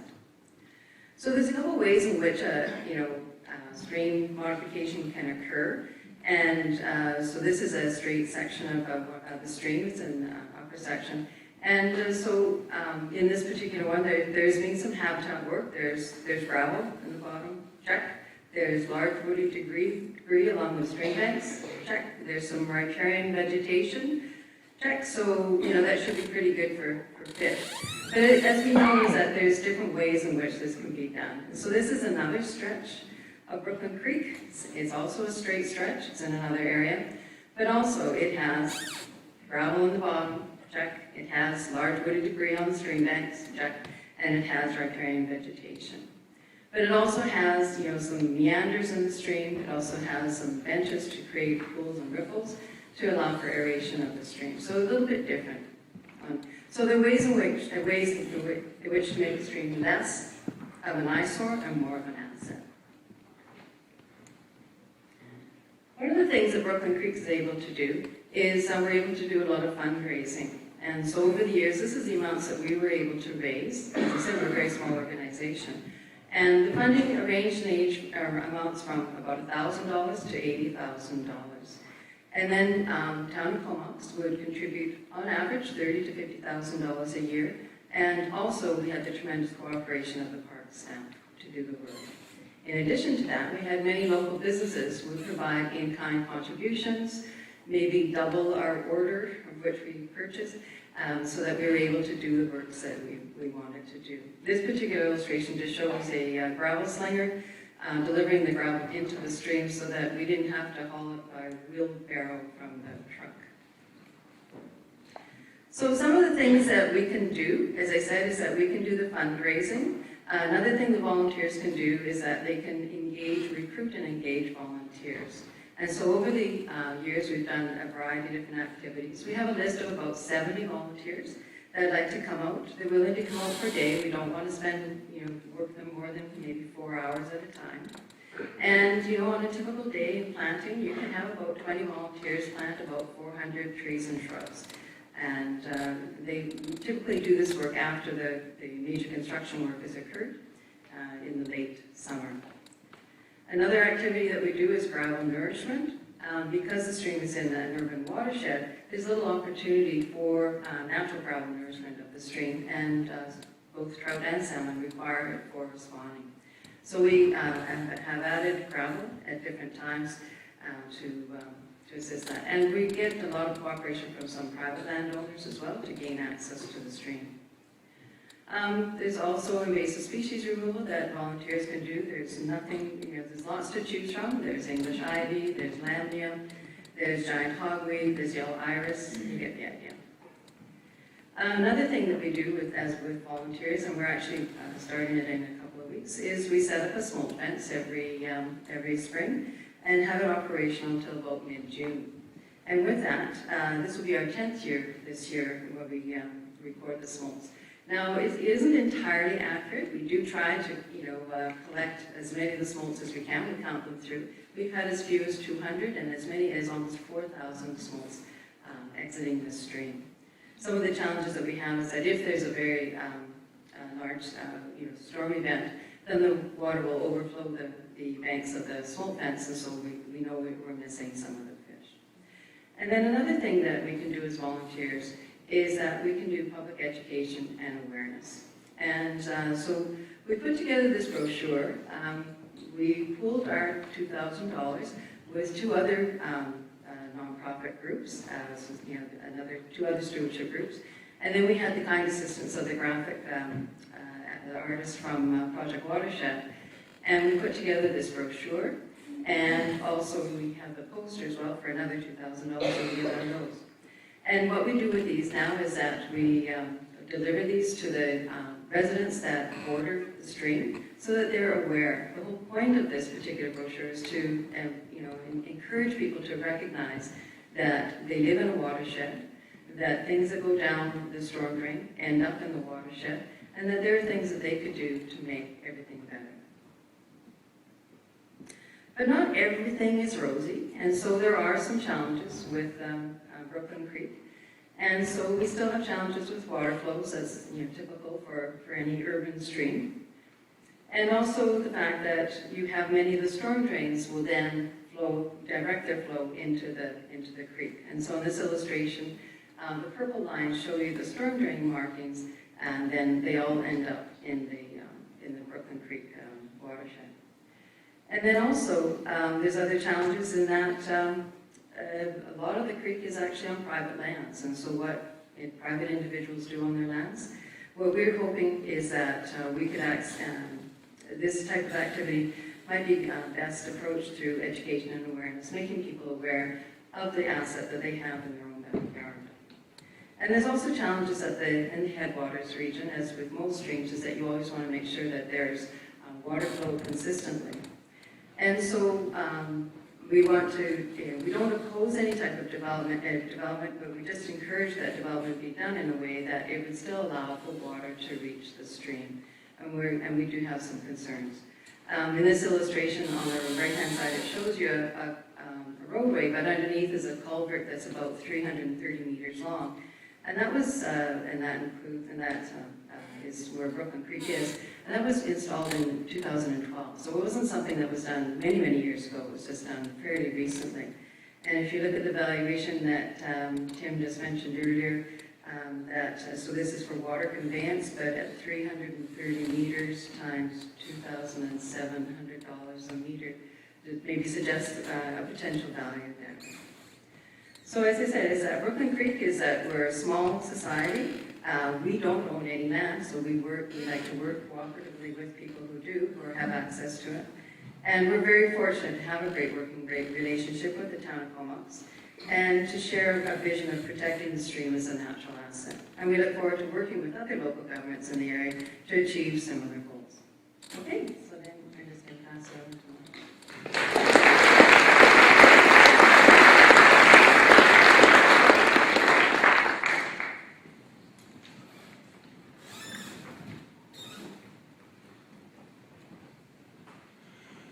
Okay, my name is Marvin Cummins. I'm municipal planner and the subdivision approving officer for the town of Comox.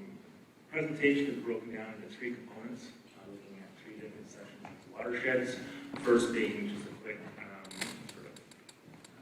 pick up on the lower Brooklyn Creek, then going to Queens Ditch watershed, and then going to the middle of Brooklyn Creek, and the urban design concept plan that we're working on.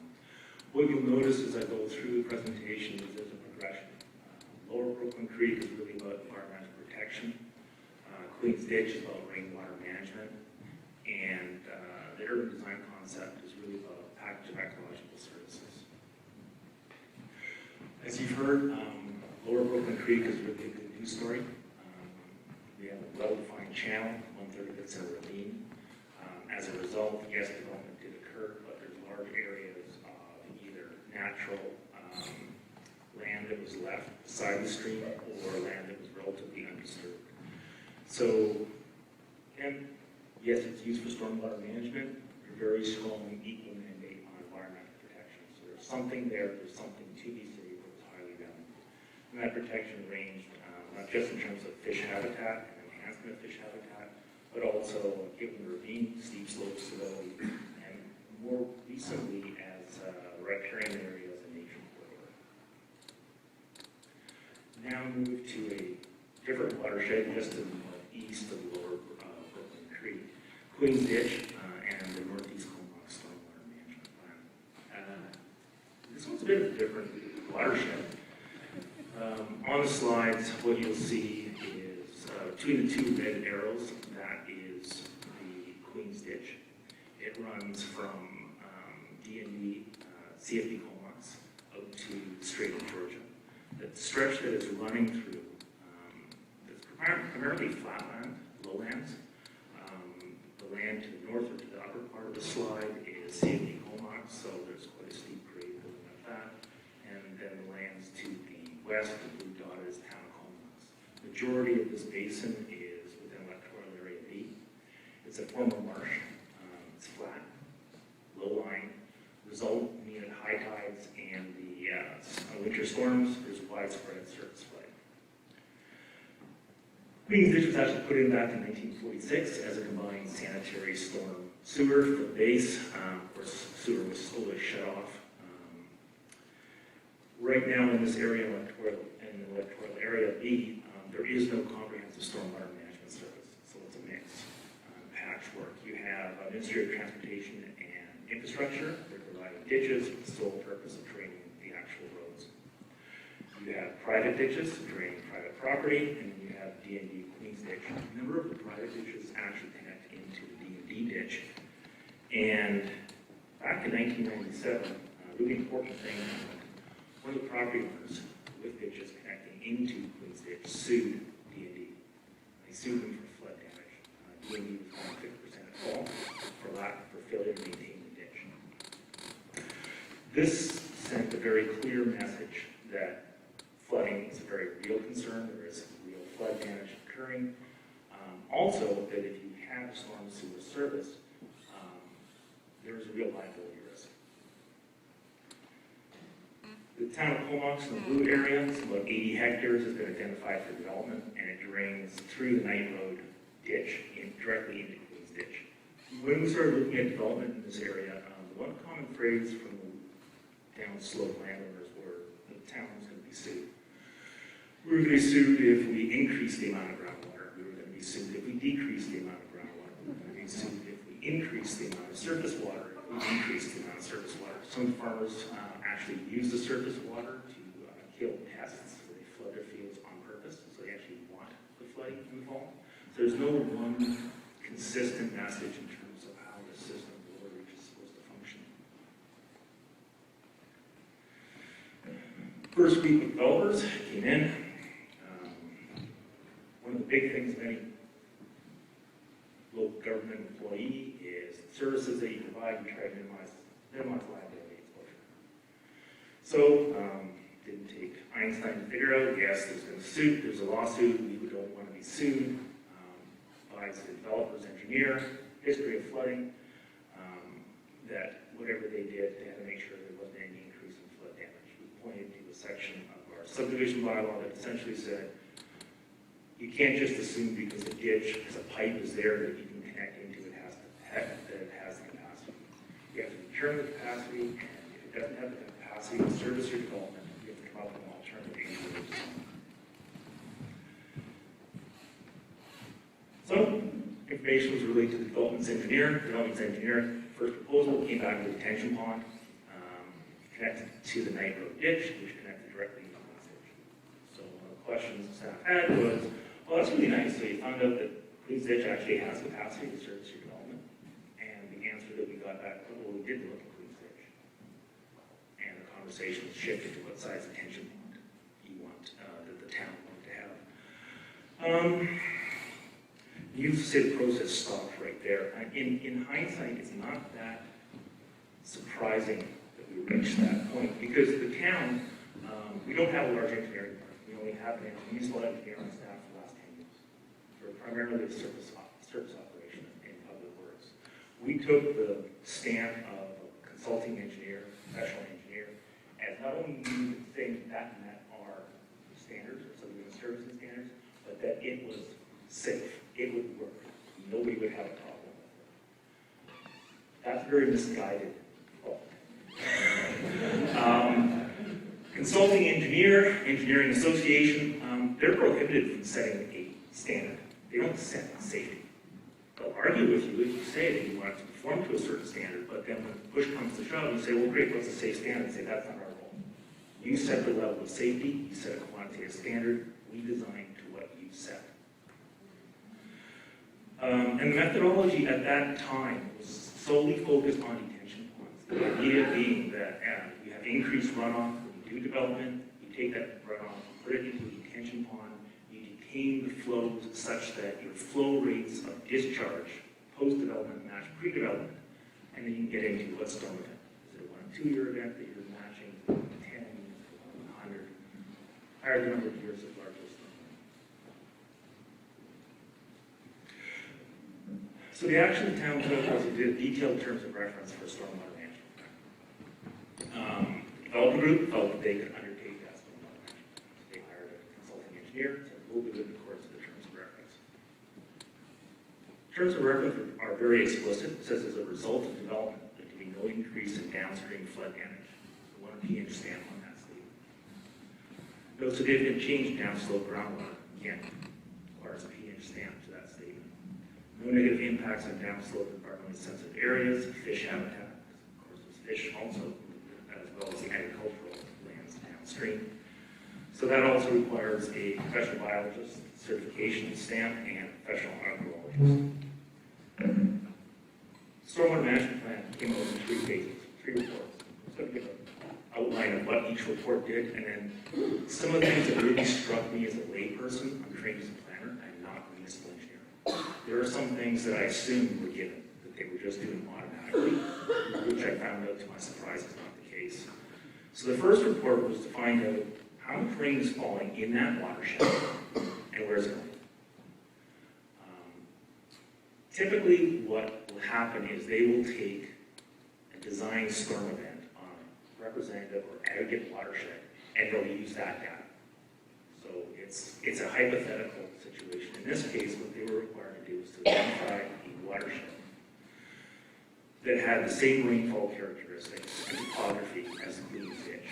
It had climatic data, that you could tell what rainfall was in the past, and also had flow data.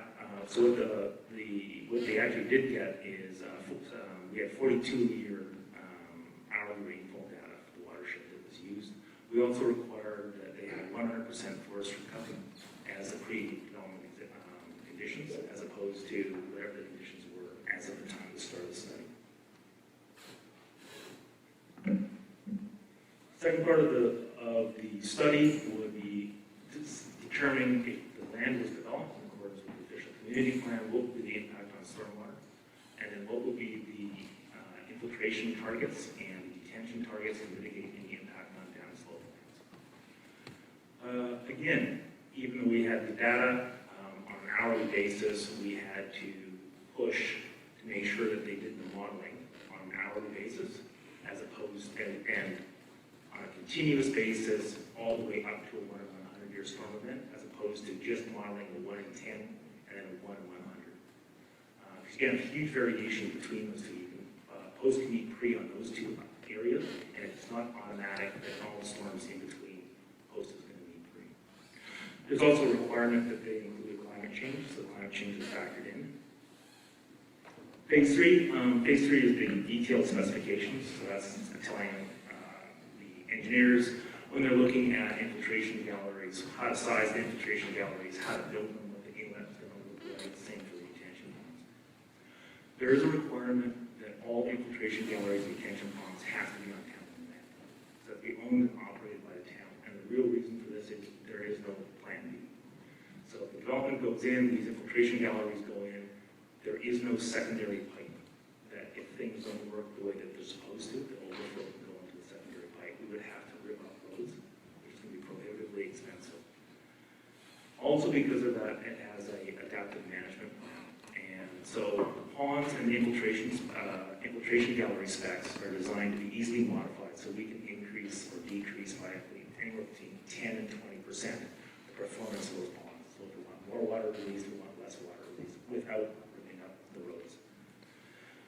There's a requirement for the town to set up its own plant annexation, actually in the Queen's Ditch watershed, to provide climatic data going into the future, and that the performance or the amount of release from each detention pond and infiltration gallery is monitored, so we can do continuous modeling, and then we can actually see, okay, when it's built and you have the actual rainfall events, how are the systems performing? Are they performing as they were modeled? And if not, then they're adjusted to make sure they're reflecting real life conditions. We were just finishing up this project, and then we started getting into the urban design for the Anderton corridor in the Middle Brooklyn Creek. So the slide you've seen before, Middle Brooklyn Creek, it's an electoral area between the two lines right there. And our corridor plan, approximately 150 acres in the gold area.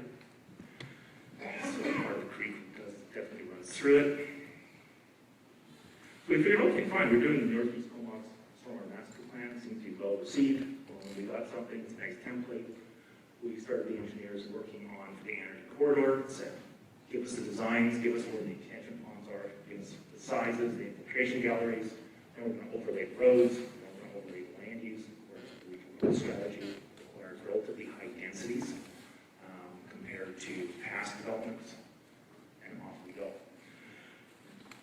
That was all going quite fine until Tim Brinkley we're working with Tim, and so ongoing conversation, that's all really nice. He releases the report, and we read it, and the two sentences that really struggle, the package of ecological services concept refers to the combined range of uses desired by the community. Thus, a strategic plan supports this diversity will appear worthwhile to the greatest number of people. And by ecological services, at that time we realized ecological services weren't an add-on. They were core services. So, environmental protection, it's not an add-on, they're mandated by the province for fish habitat protection. Active and passive recreation. Almost every municipality has parks, they have rec centers, so it's a core service. Stormwater, along with water, sewer, roads, take up the bulk of the municipal budget.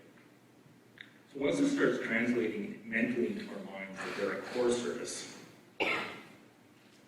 start looking at it differently in terms of, okay, if we're going to have to, we're providing bread and butter core services in this neighborhood, how can we do it better? Given the second sentence, the idea that a strategic plan that provides diversity in the services is going to get the most amount of support. And anybody who's been a planner knows that when you're sitting in a room designing a plan and working away for hours, one of the things you really, really want to do is make sure that you try to get something that people are going to like so that they're going to support.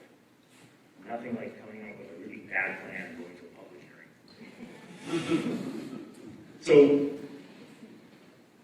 we rethought it, and we stopped work on the stormwater management plan, and we changed the focus to this idea of the package of ecological services and how can we get the best package for that neighborhood. So the best core service delivered, in another sense. What that meant was we redesigned where the parkland and school locations would be. In parkland, school, great big green open spaces, if we stick them, or if we even have a stream running through a park, it's a higher amenity than one that doesn't.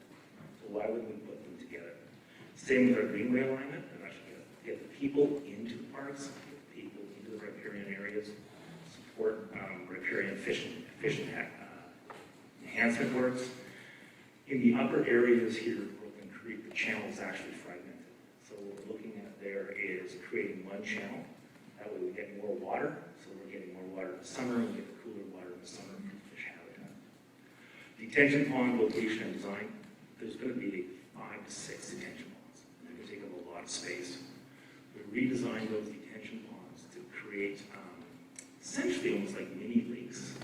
So high aesthetic value, and then relocated them to the best of our ability along the actual corridor so that we're increasing the amenity within the riparian area.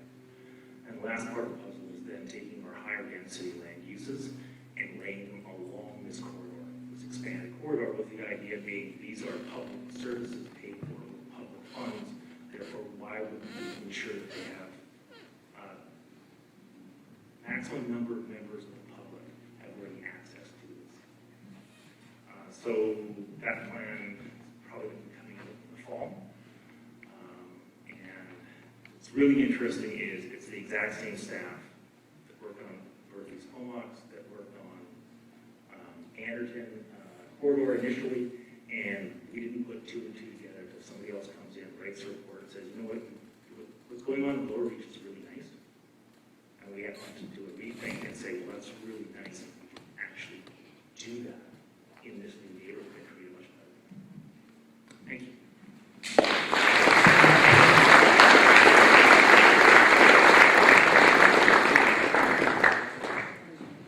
Wow, talk about a collaborative effort. Who has some questions? Who would like to make a point? The thing that I just saw was, we heard Jody talk about changing the land ethic. Well, there's a great example where the local municipality was down this planning road. All of a sudden, they got this new information. And they had the willingness and the desire to change their plans mid-course. Congratulations. That's a bold statement, and I really commend you people for doing that. Who else would like to come out? Talk about this? I see some real leaders up there on that stage. I could talk to them all day. Get to happy, Richard. Okay. This question is for Marvin. You mentioned that climate change was factored into it. I'm just kind of wondering what that means. Does that mean increased capacity or what? Had to do, so factored into the rainfall and into the amount of discharge, so additional discharge that would have to be addressed in terms of the infiltration and detention. And we use that based on add-on gains, so it's through the University of Victoria Center for Climate Change. So that data module, and I believe it was projected 100 years into the future, was then added to the projection of the historic rainfall data, so that's to up the rainfall data to account for climate change. Can you speak into the microphone, please? We use data from University of Victoria, the Climate Change, I believe, Consortium, for the next 100 years, gave us a projection, a midline projection for the increased rainfall due to climate change. That was then added on to the projection of the historic data in terms of rainfall data, so that it would, in the combined state, account for climate change. So essentially up the amount of rainfall that would occur.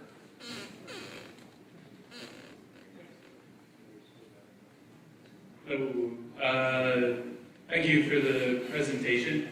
I just have a point of interest that I hope you could elaborate on, and it's just along the lines that you said that ecological services are not an add-on. They're a core service, and I was hoping that you could just elaborate on it a bit more, just so it's easier to bring home. There's a tendency in local government as you look at core service. What is your core service? What's your mandate? I mean, politicians get asked for a lot of things. They get asked for museums. They get asked for signs. They get asked for. So there's always this. There occasionally is this push.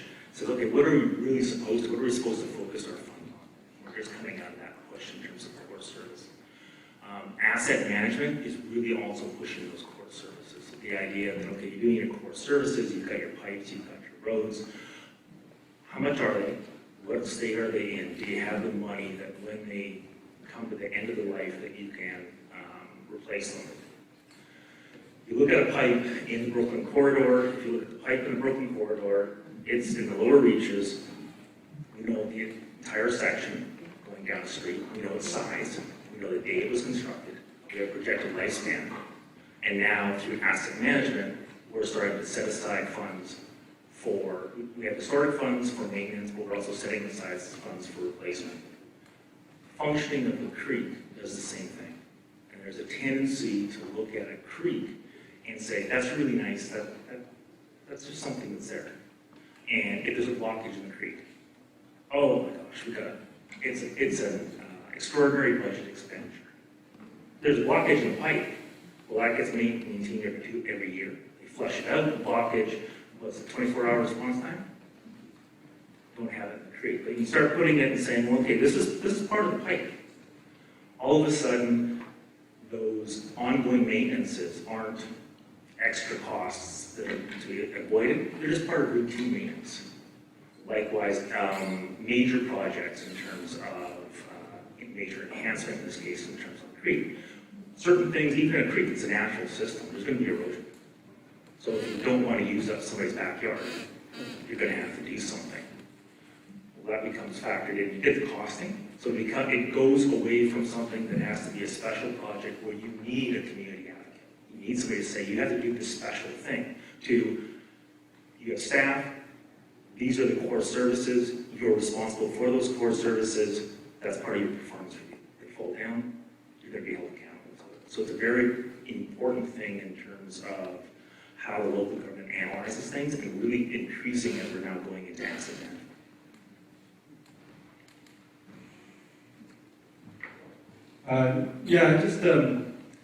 It's incredible what the small stewardship groups are able to do with very little budget and a whole lot of great spirit, great support, and love of what they're doing. And there's lots of these people in this room, and it's incredible. It's incredible what they do. And we talk about being reliant on champions and we are the champions, and the champions are great, but champions come and champions go, and projects get lost when the champions go. So I just wanted, this is just a comment, that it's nice to see it being brought into the culture of the city, that this is part of our assets, and we are going to maintain them and become part of that. It's in the budget to maintain these things. That's really great because that is culture now and it's not dependent on the champion to make sure it gets done. Thank you. Bring the mic over here. I'm going to have a question for Christine here, if I may. Christine, for us local and regional government staff types, could you name 3 things that your partners there with the local authority have done to help you be successful in what you've accomplished? Has to be 3? No, it does not. No. I think the reason why the relationship is being so wonderful with the town of Comox is that it is a shared vision. So town of Comox hired a contract biologist to do the work that was done, the good stream works and so on, and brought in Brooklyn Creek Watershed Society to help us, to help make it more visible in the public eye. So bring out the volunteers and so on, and also to participate in the activities.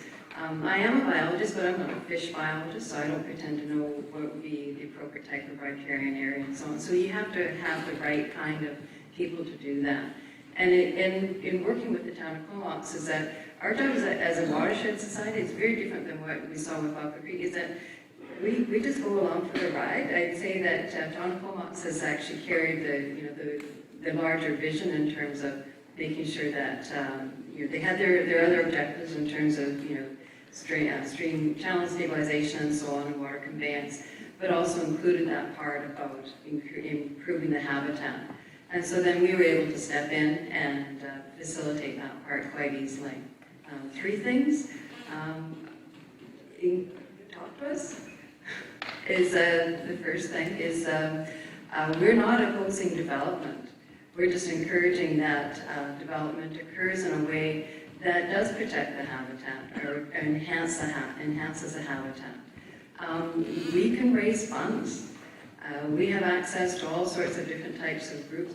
We can round up volunteers. So use us as that opportunity to gain traction within the public eye and to get other sources of funding. I guess that's about all.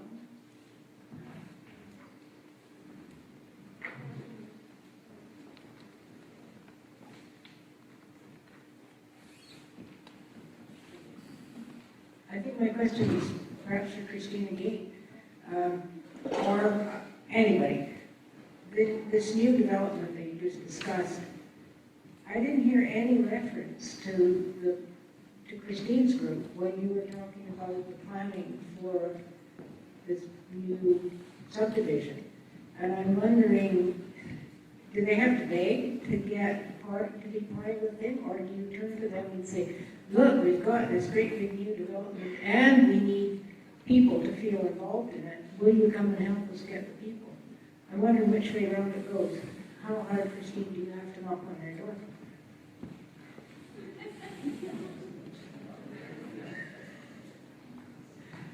So just to reiterate, we are a very small group. You saw that photo of the 7 or 8 of us. So we actually, amongst our individuals, we actually sort of divide up our workload, shall we say. So I'm the secretary treasurer, and I do the press releases and so on. Other people may manage the website and so on. Other people are communicating with City of Courtney, and we actually have some very good communication with key staff within the City of Courtney. And in terms of working with co-ops in this new area, whenever there's an opportunity to do any habitat enhancement, and it involves fish, is mostly where most of our funding comes from, then we'll certainly be involved.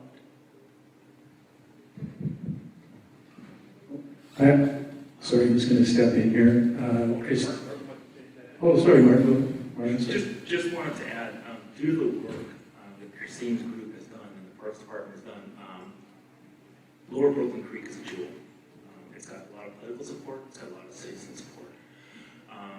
It's a great working relationship. So the idea being that if we're doing something in Brooklyn Creek, whether it be in the middle section of the watershed or the lower section of the watershed, that the support and direction of both the Parks Department and Stewards is well known.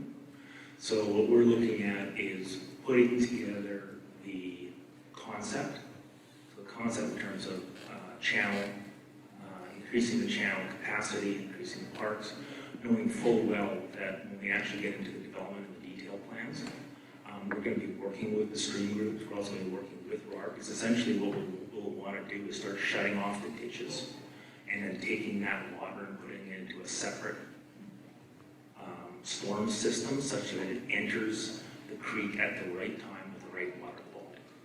And that means that we're all going to have to work together and we're going to have to change the existing watershed. So we're in the lucky place that it's taken as a given. There's no need. I mean, it never once crossed my mind that I'd have to talk to the Parks Department to see if the Parks Department is going to be on site. Sorry about that.